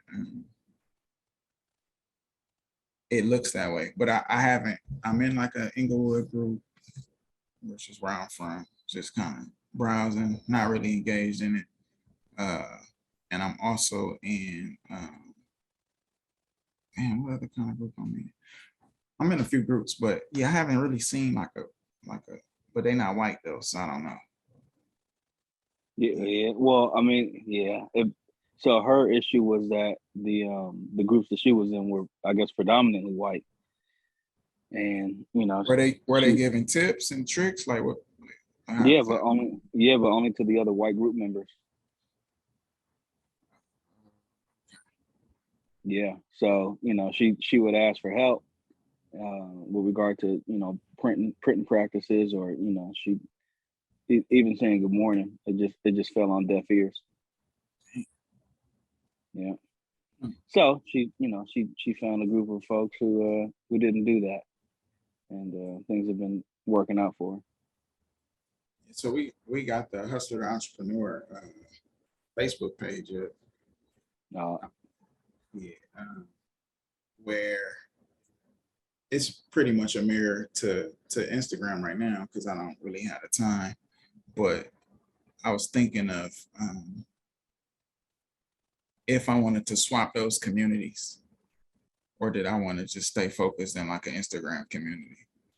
Yeah, well, that's the thing about having multiple social media channels and platforms that you operate on, is that the content tends to be identical, and although so there's an audience for each, if the content is the same, what's to keep the people from going to IG or turning you off on one of the social media platforms because they feel that they're getting the same information on another. You know what I mean?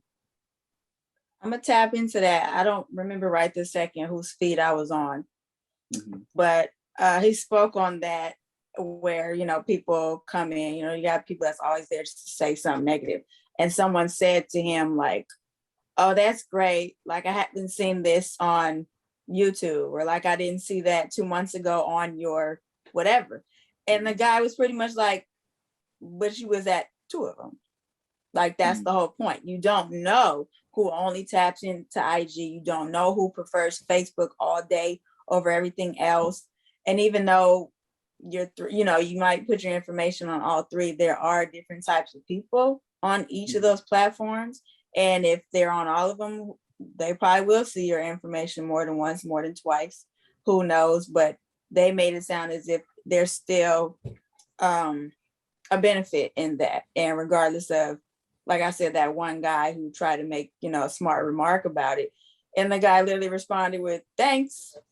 That's good. Like, you saw my shit 3 times. That's my point. Why are you even here? That makes no sense. You're putting yourself out there to show my whole point, because you never know.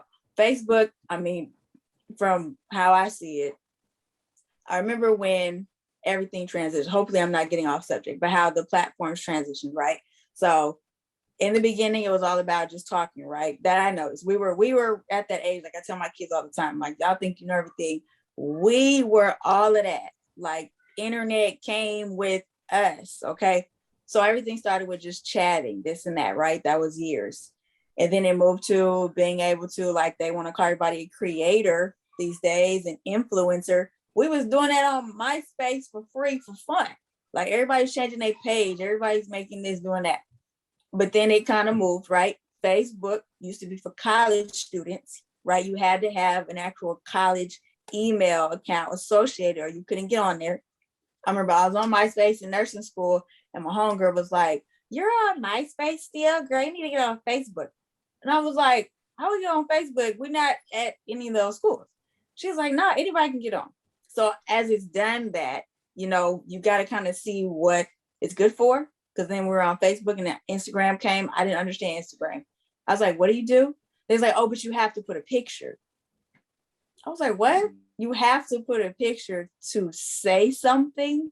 that's how I looked at it. But, you know, after that, and at the time when I did it, it was, I'm trying to remember, I think that was 2015. I think I was selling Avon or something. So at that point I was like, well, that makes sense for me to try to do it and put the little pictures on there and products and see if I can catch people. But other folks, you know, I'm like, low-key, like, well, why are you on here? This doesn't make any sense for you to just post a picture of your face and say something for the day. But look where it went. You know, so again, you have to figure out who's on what platform. Well, not figure out, but there are people that are on certain platforms for certain reasons. Facebook, you can do all of that, but it appears to me that Facebook still is about information or thoughts quickly to be put out there. And then regards to the groups, obviously that's what that's there for. IG doesn't particularly have that. More so you just got to find these feeds that you kind of connect with. And, you know, like this, you just check the post, tap in on the post, things like that.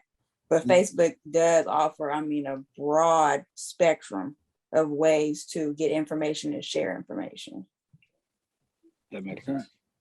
So yeah, so okay, I hear what you're saying. So use them all because we don't know who on what. Okay. Yeah. And I think that's why they're doing the way they are. I mean, that's why as soon as you post, you want to do it here, you want to do it here, you want to do it here. And I know there's something, I think you said something earlier really quick about Snapchat. I noticed the other day, I used it for fun, but I think I was either on Snapchat and it asked me, did I want to share to Instagram? And I didn't know that. And I don't remember if I clicked it, but I remember something like that, like in the share options, you know, it'll say download or whatever. But I'm pretty sure Instagram, the icon was sitting there now. I don't know if it throws it in your story or what, but that's why they're doing that. I mean, it does benefit you, but it's kind of like you're trying to figure out what do they got going here, especially with this metaverse stuff. But all of them are kind of like trickling, like you know, you start here and your little, you know, Super Mario and just kind of bounce over, you know, get your coins, like whoop, it just keep going. It's like, hey, if it benefit, then we gotta figure that out. That's a good point. Not knowing what the metaverse is about to do, making sure you stay tapped. Okay. Yeah. I don't know. Is there anything y'all want to see more on that community? Like usually, if you send me anything in the like the DM, like a lot of those stories is what y'all send to me. Like, yo, look at this, look at that, and I just post it to the story, which keeps in my mind is keeping different perspective around, so it don't get too dry by just hearing us talk.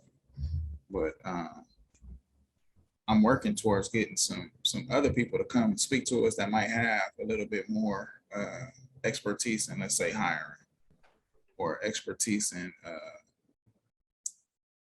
like, you know, building a website with cannabis, how you get around that situation, like making it a more broad place. Because I really want, like you saying, I really want people to chime in outside of us, because there's some people doing some amazing ass shit and I can't figure it out.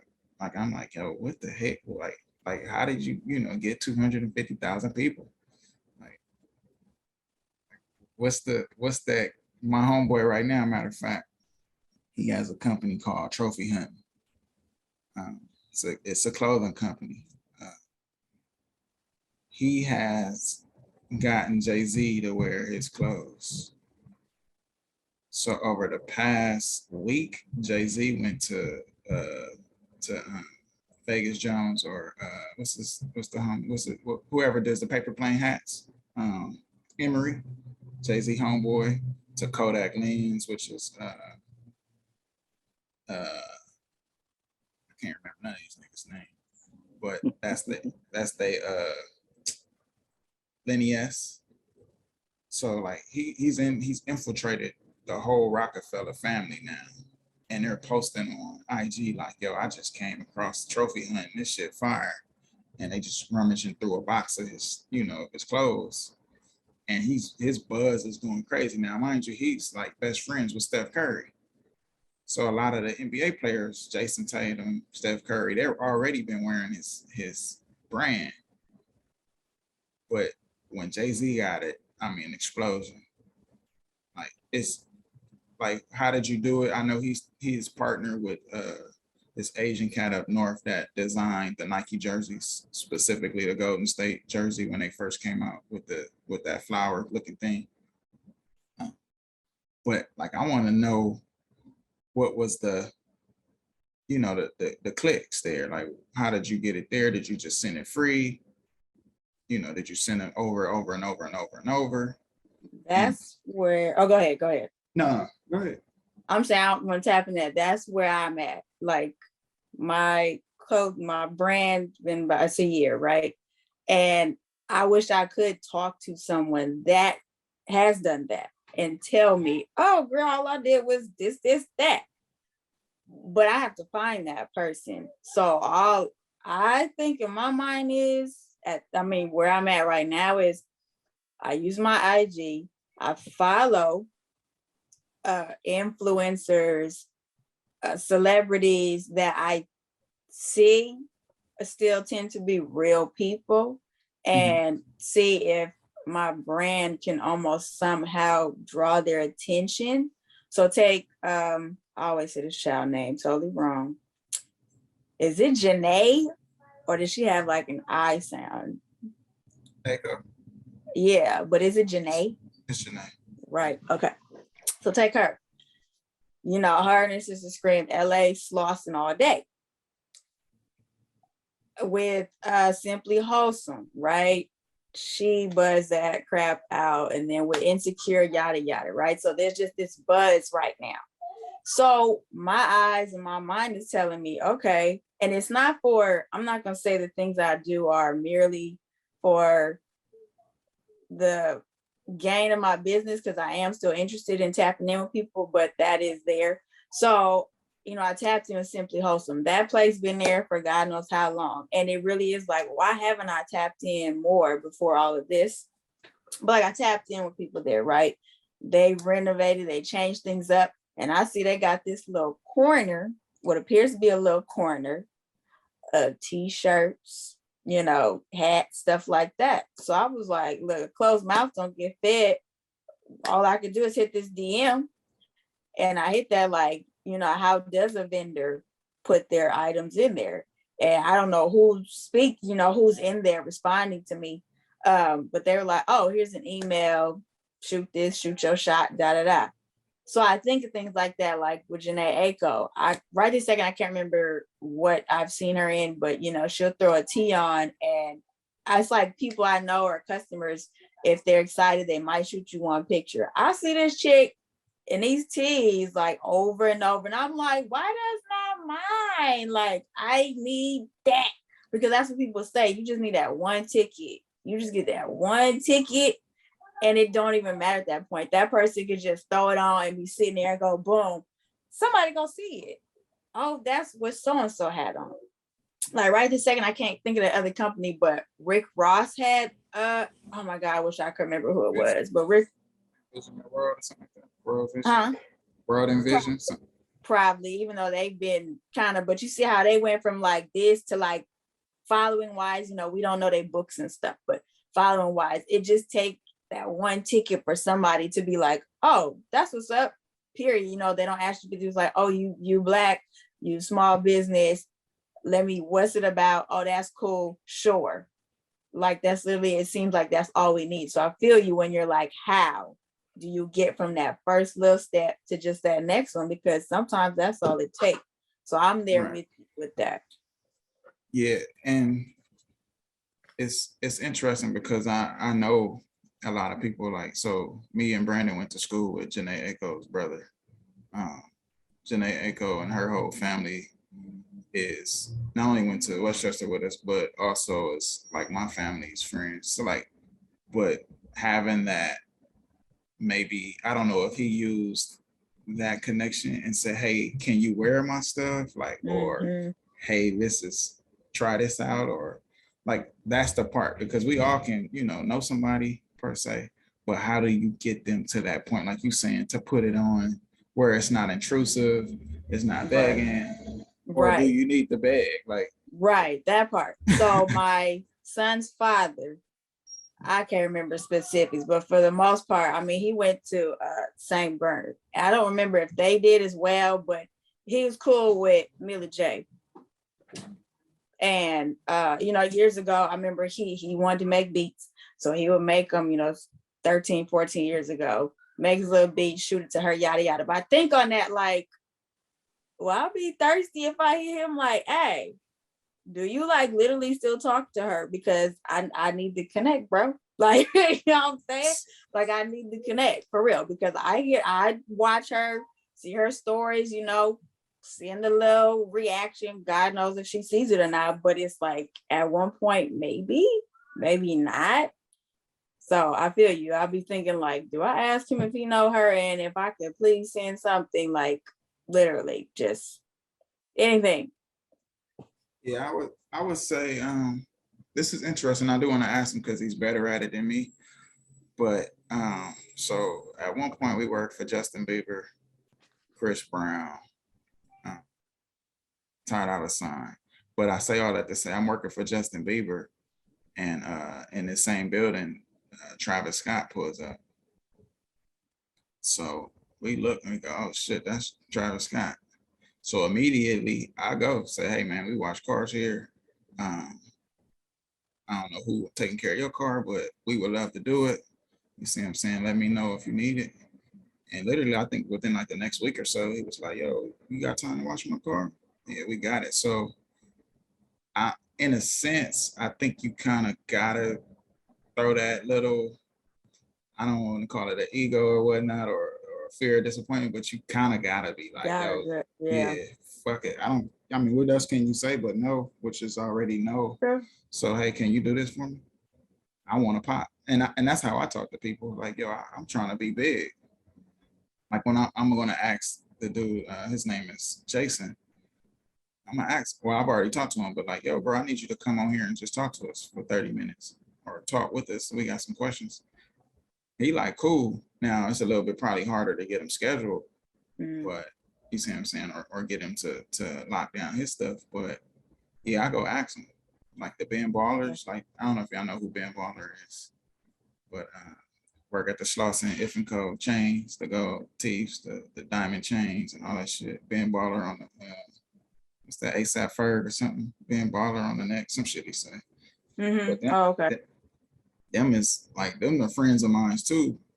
And you just ask them, but some of them are a little bit more anal than not. But yeah, like, I think you gotta shoot it.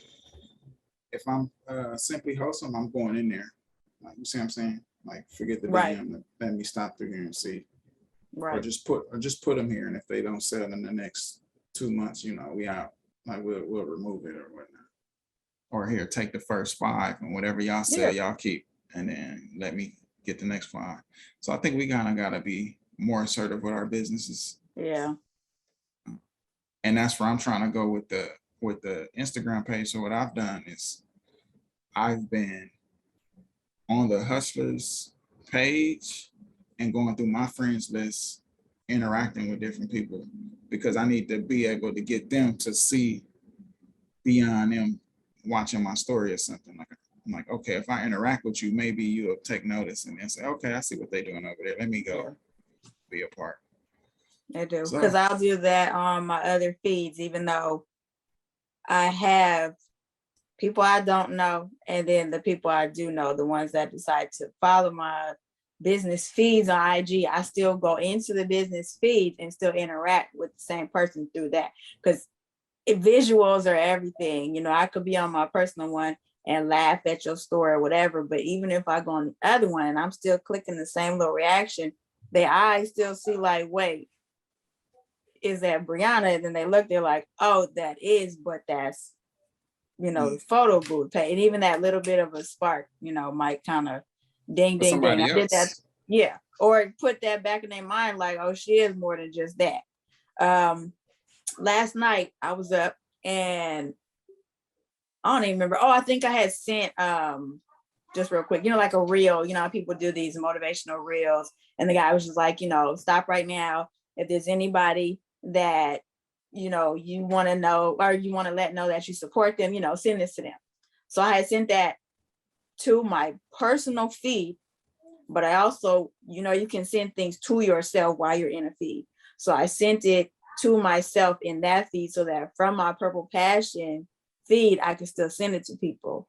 And that in turn literally sparked something. If I had sent it to her through my personal one, she probably would have just said, thank you, sis. But because I sent it from that one, she replied, thank you. And her next message in the DM was, hey, what are your rates for a little business brunch? Boom. You know, I didn't go into, oh my God, yeah, let me know. I hit her with, I gave her the page with my packages list. And I said, you know, here's the list. Certain things are customizable. Just let me know this and that. But you see what I'm saying? Just the fact that I sent it from that feed and not my personal feed kind of triggered something. Because I highly doubt if I had sent that from my personal one, she would have said thank you and then thought of my photo booth and asked that question. Or went into my photo booth or sent the message to that feed on her own. So what you're saying is right. Get into the Hustler and then interact with people. Yep. Okay. Yeah. So, Mike, you got anything? No, I feel like what y'all saying is right. You know what I mean? You have to use different pages to interact differently with different people. You know what I mean? Which is why, you know, I can't go into to another cannabis page from well, I guess I could from my real estate page.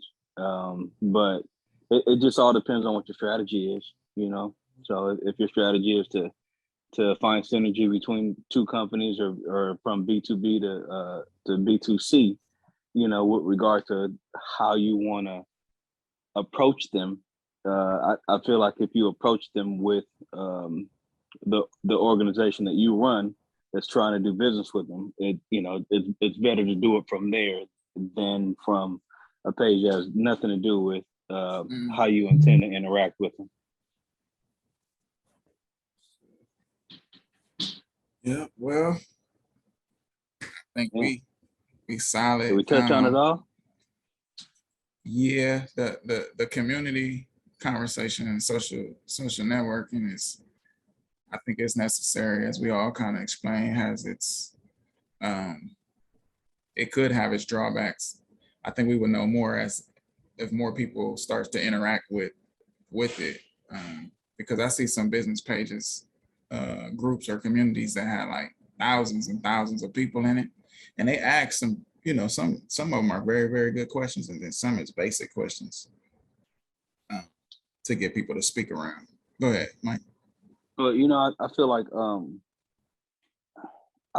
those community groups are more organic than people's actual following count or the followers that follow these pages, because a lot of times people buy followers. You know, let's just be honest about that. With these groups, people are choosing to actually go to these groups because they have some common interest.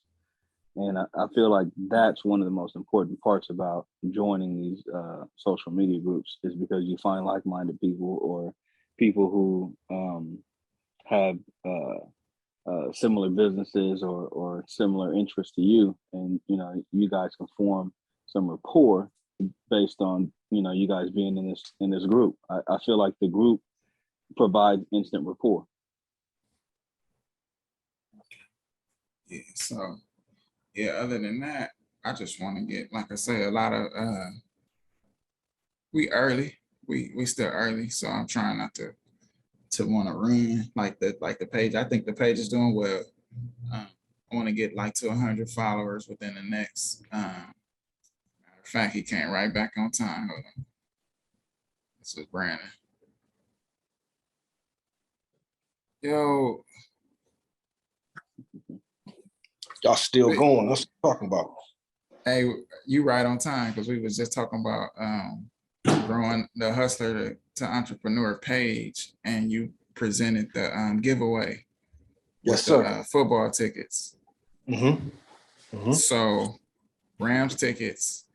The conversation that I was trying to have on that text was, with the rules, do you want them to follow any other page or just the Hustler page? Because I think the value of that of the tickets, you can get them to jump through all hoops.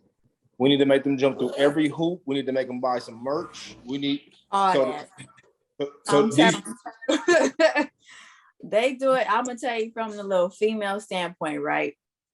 I have feeds for my daughter. So with women, they do these things. It's called brand repping. So all these women that have home businesses, they make decal t-shirts, they make tutus, blah, blah, blah. They should be jumping so fast. And I'm like, how are they doing that with that type of thing? But you know, folks like us that actually, like you said, you could do something, you calling it a business, not to hate on it, but you know what I mean? The ones that take the steps, we not getting that kind of action. So that's literally why I did it, because I used to watch these women like, how do you have these people jumping on here?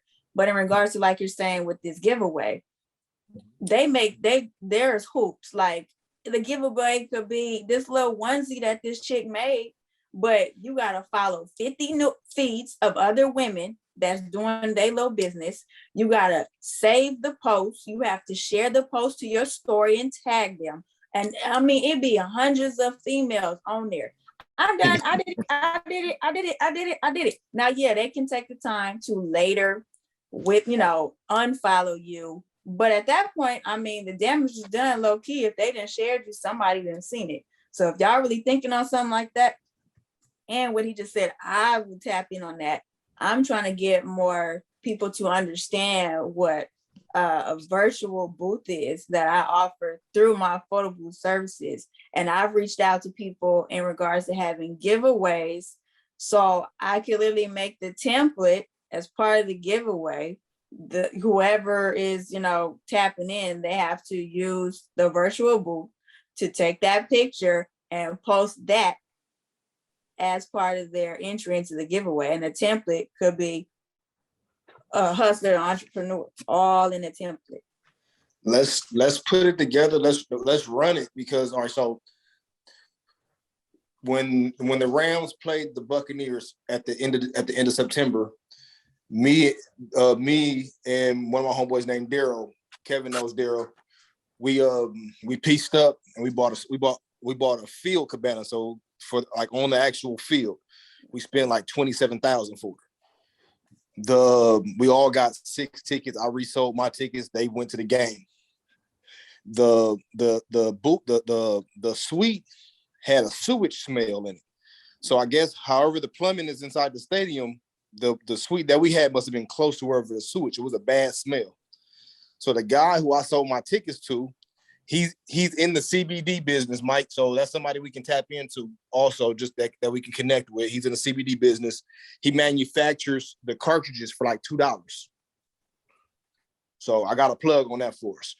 But he reached out to his lawyer on our behalf, and the lawyer sent the letter to the SoFi Stadium and everybody, the people we bought the tickets from. They just gave us 8 free tickets to the game in December. So I don't have no money. I don't have any money up on the tickets, but the tickets are like $1,000 tickets. So it's like a $2,000 value. So if we put it together the right way, I think all of our businesses should be attached to it. I think some of our merch need to be attached to it. So we can, like I can resell them and try to make $2,000 out of it, but I want it to work the long run for us. So however we can make it grow our platforms, let's make it grow our platforms collectively. Yeah.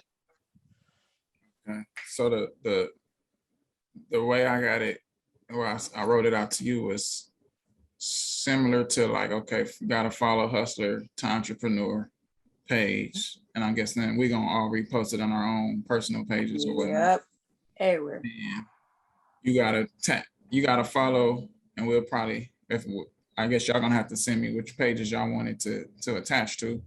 All of them. All of them. Like so that's one entry. Then if you save and repost, that's 2 entries. Yep. And then for every person you tag up to like 10 people, that's 10 more entries. So everybody's getting like 13 entries. And they'll do all of that. And then I'm trying to figure that merch piece out. If you want to, I think think the way you kill them with that is you get everybody to the page, and then one day we just bust the merch out, because I don't know if somebody gonna buy a $50 hoodie to do it, but I remember giving away an iPad 2 when they first came out, and we went and bought the iPad. Me and Devon, we went and bought the iPad, and we sold our wash and wax, $50. Okay. You get an entry. So, every time you get a wash and wax, you get an entry. And I mean, they literally, they paid for the iPad plus we made out with, so we doubled the, so I'm like, okay, perfect. So I don't know. I think we need to run it. I have 2 other hoodies too that that's still in the box. Well, I should say one. I probably should swing Brianna one, but I think they large. I don't know if you. I like my hoodies big, and that's how I wear them. We got one just to give away, so maybe we just throw it in or do a extra giveaway on the back after we build the people to the page. We could also do first place, second place, and third place type deal. Yeah. But like the other day, I'm like, man, we might as well just use these as a tool. You feel me? That tool right there can drive our businesses. Are you giving away 1 ticket or 2 to 1 winner? Shit, I mean, how we want to set it up don't matter to me. $2,000 worth of value, shit. That motherfucker hoops is easy at that point. Yeah, so right. I mean, if we can, it's best to do it as a pair, so somebody they're going with somebody. But shit. So if you're doing a pair, then you gotta do the whole thing. And and I got the pictures of where the seats are located and stuff, so we can juice the view of the game, where the game is gonna be, and all that. Somebody gonna fuck around and say they can buy the tickets from us. Watch. Right. It's like that. Somebody fuck around buying them still, but let's use it to boost our businesses, bro. And if we can find that one thing, whether it's the hoodie, whether it's a t-shirt, where we can get, in the same process of doing this, if we got something that people can actually buy fast, we might only make $10 off of the t-shirt or $5 off the t-shirt, but we can get action at selling a quick 100 of them in the process. We might as well. Yeah, they need to be available to buy at the time too. So that's solid. Yeah. That shit. Y'all was talking about the Wix page and stuff like that. So if you guys already got platform pages where people can purchase through, we can run it through those. It don't matter to me. But shit, yeah, let's put that together, bro. I'm all in. My battery had died. I just walked back into the house, so Airbnb guests just got them out of here. So disinfecting the house right now, so we can come in and start living again.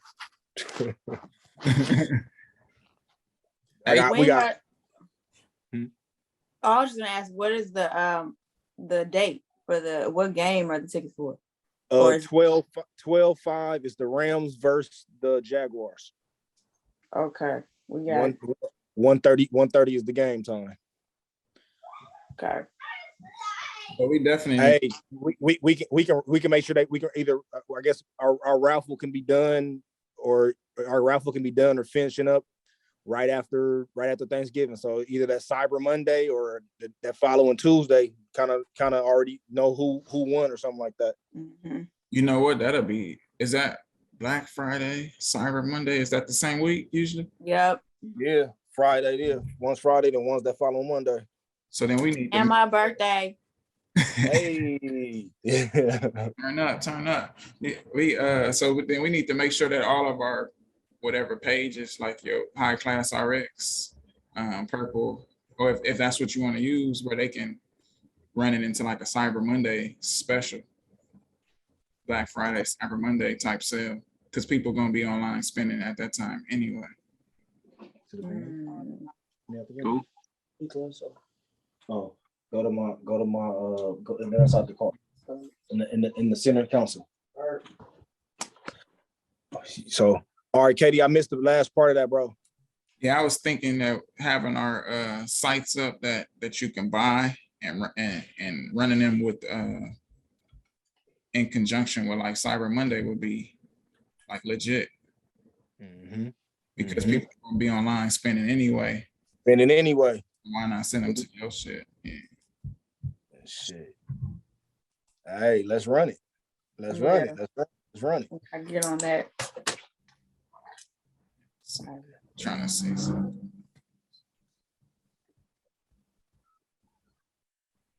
Man. It feels good to be inside my own house, not at the hotel room. It's the little situation I was working on. It ain't went live yet. What we got to do to make it go live? Just click a button. Next, Right. yeah, next. I think soon I'm gonna have to pay for the site, but this is just. My wife says she'll buy this one. So That's what I keep looking at. Oh wait, hold on. We got colors. Oh yeah, he went crazy with the colors. I'm color. He got the pink one for y'all. Some of our Cameron fans. Right.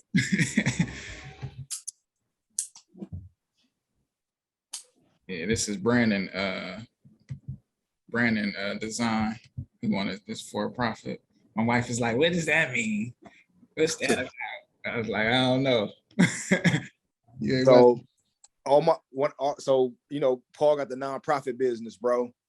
And I ain't got nothing against nonprofits. You feel me? I help bro all the way and shit like that. But I am a for-profit business, bro.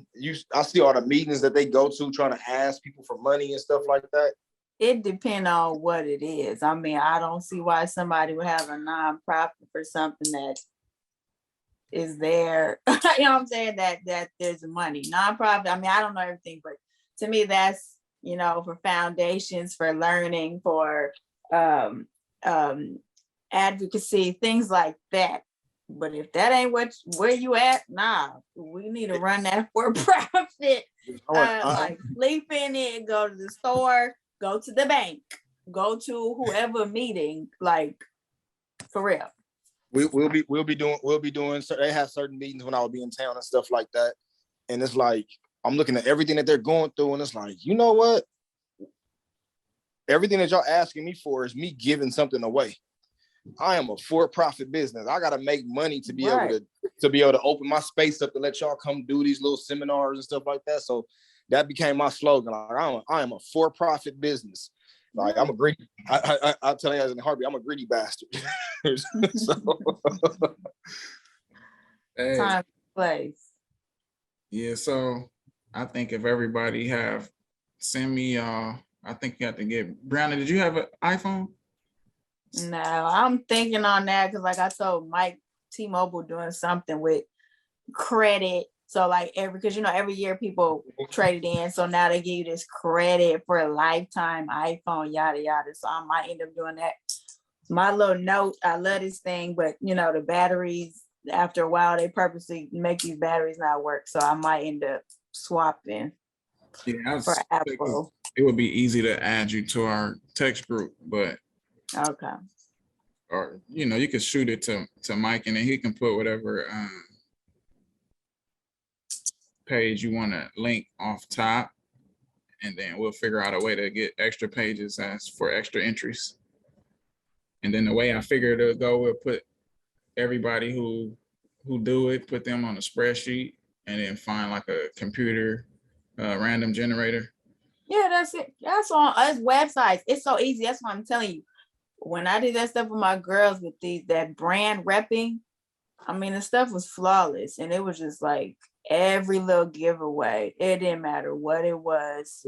Is thousands of people tapped it when they do it, like to make sure that people can see that it wasn't rigged or anything. Like how did they do that? To be honest with you, I mean, every now and then, yeah, they did it because there was some woman out there that how do we know? But on average, they don't care. They just waiting for their name to get tagged. They not like, oh, how do I know? And did you really count my 12? They don't do that.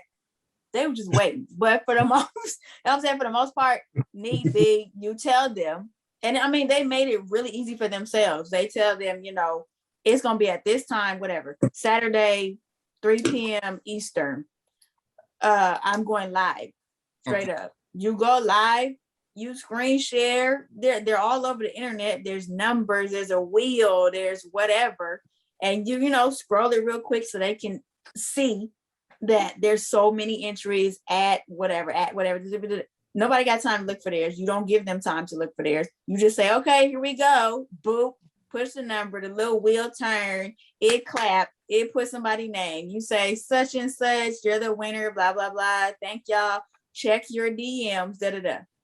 And even on that, I've seen some women go as far to, they say, I'm not contacting you. You literally better pay attention. I don't care what you done did for the past 2 weeks for this giveaway. You better pay attention because I'm not hitting you. If you don't hit my DM in 24 hours, broad, you get nothing. Like literally.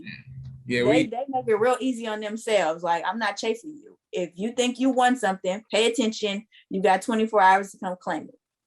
Yeah, we gave an iPad away. The winners didn't know. So we actually went and knocked on the door. Yo, like on some Clarence house, like, yo, man, you just want nah. like, really? Like, yeah, like he like, damn, for real. Like, and we recorded the whole thing. Just to not only show that he won and the person didn't know, but you know that we actually had the product and we gave it to him. Yeah. I think so. Just having this conversation, I think we need to make a monthly giveaway a part of our thing that we do anyway.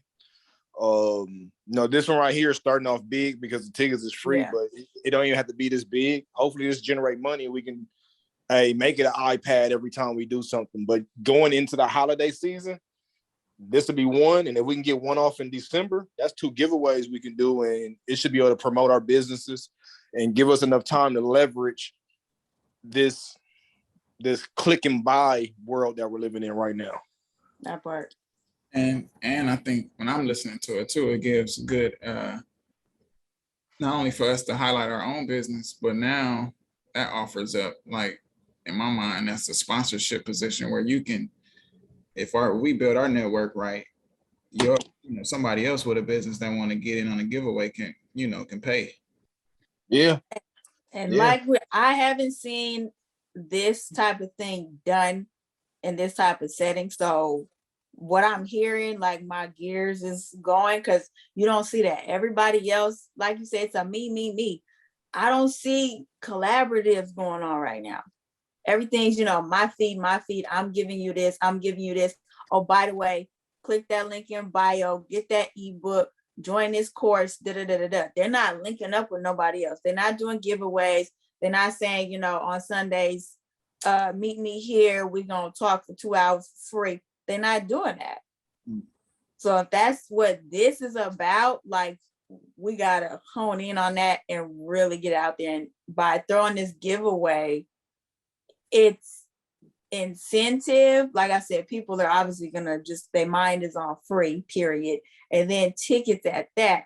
But the outcome is more, hopefully, you know what I mean? The outcome should be more than just, I followed, I happened to buy that hoodie or that tee or whatever, and then that's it. Chances are they're going to really want to know why we did it in the first place.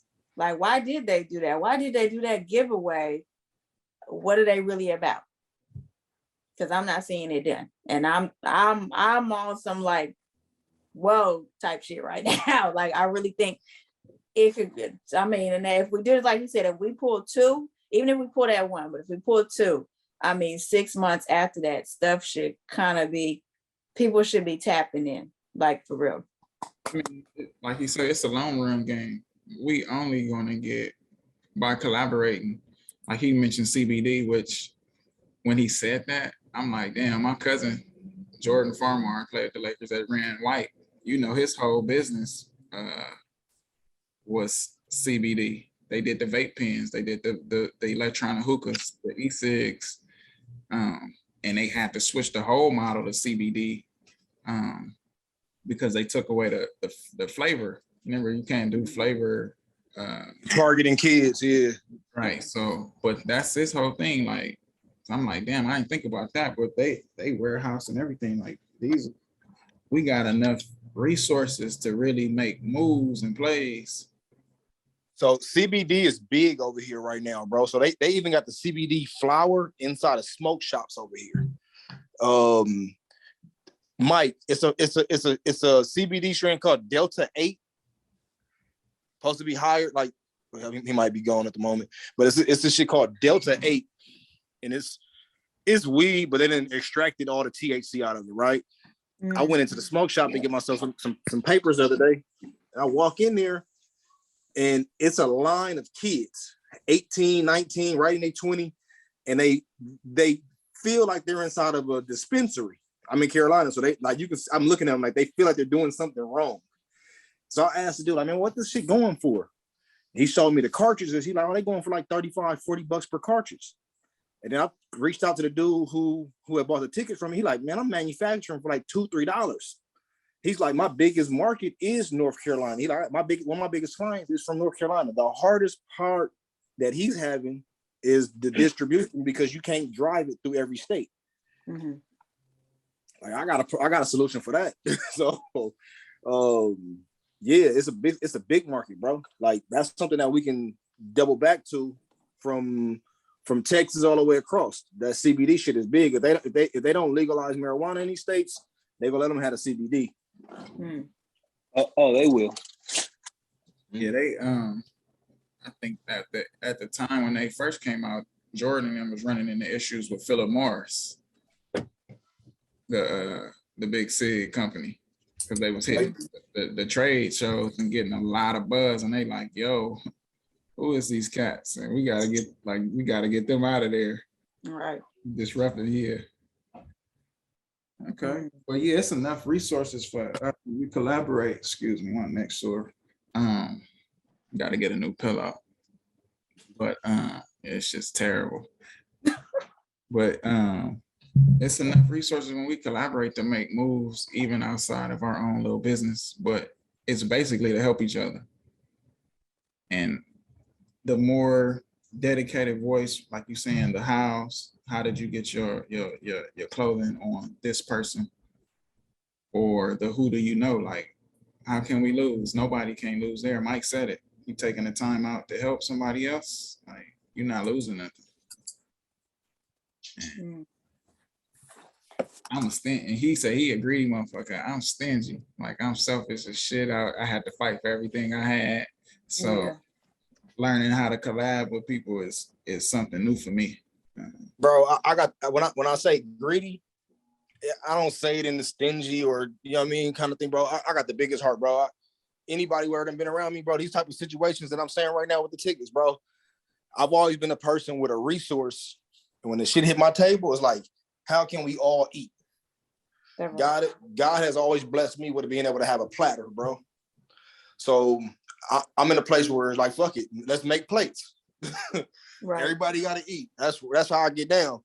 But I love that, bro. Yeah, I'm learning that. Because I literally have to, you see what I'm saying? I was on the bottom end of a lot of shit. So I have to learn that. So that's what this is for me, is learning how to work with other people. Even take your ideas. Like I don't even, you know, I literally have to get all my shit. So taking other people's ideas in is like, it's new for me. Stop wasting your powers and your intelligence on flat earth or round earth discussions with these niggas. Hey, right. Hey, you need something to kind of your little hobby. Like that's my hobby. My hobby is intellectual sparring. Yeah, it is though. Yeah. It gets me fresh. Because people, I feel you. They be like, damn, you do this shit all day. I'd be like, man, this shit was so easy. That took me like 10 seconds literally to like my whole day. I'm doing all other shit besides that. But I know you from high school, bro. Like, so I know smart KD, right? So for me, it ain't no point that you got to prove. You did? Right. You know, I know KD with the red jacket. You know, so I know where it is. Yeah. But hey, we just keep challenging niggas. But when we put our brain power into stuff like this that we've been doing, bro, we about to be big, bro. This thing right here, the collective that we got, as far as how my Monday morning starts off, I start off in a place where it's like, yesterday I had a conversation with my son. He said, Dad, you keep talking to yourself. Like, Dad, you keep talking to yourself. Like, what's going on? And it fucked with me a little bit. Like, damn, he noticing it. You know, at first I'm like, I'm going crazy, bro. Like I can sometimes have a 30-second little back and forth with myself in my head trying to put some shit together. So this right here allows me to be able to get some of that off the plate. I'm about to say I do that shit too. I didn't know that was crazy. No, Look, they say, it's not crazy. I told somebody, they say, as long as you don't argue with yourself, you all right. But if No, it's like Kevin. on some, yeah, it is. But when you start arguing, like, nah, okay, you might need to see somebody. But as long as it's positive and you're reinforcing whatever you just thought with something else, you'll be all right. Like he's saying, All right. I needed to hear that. My cousin, what my cousin told me was do the same thing you're doing, but speak it into your voice recorder on your phone. I feel you. So, all right,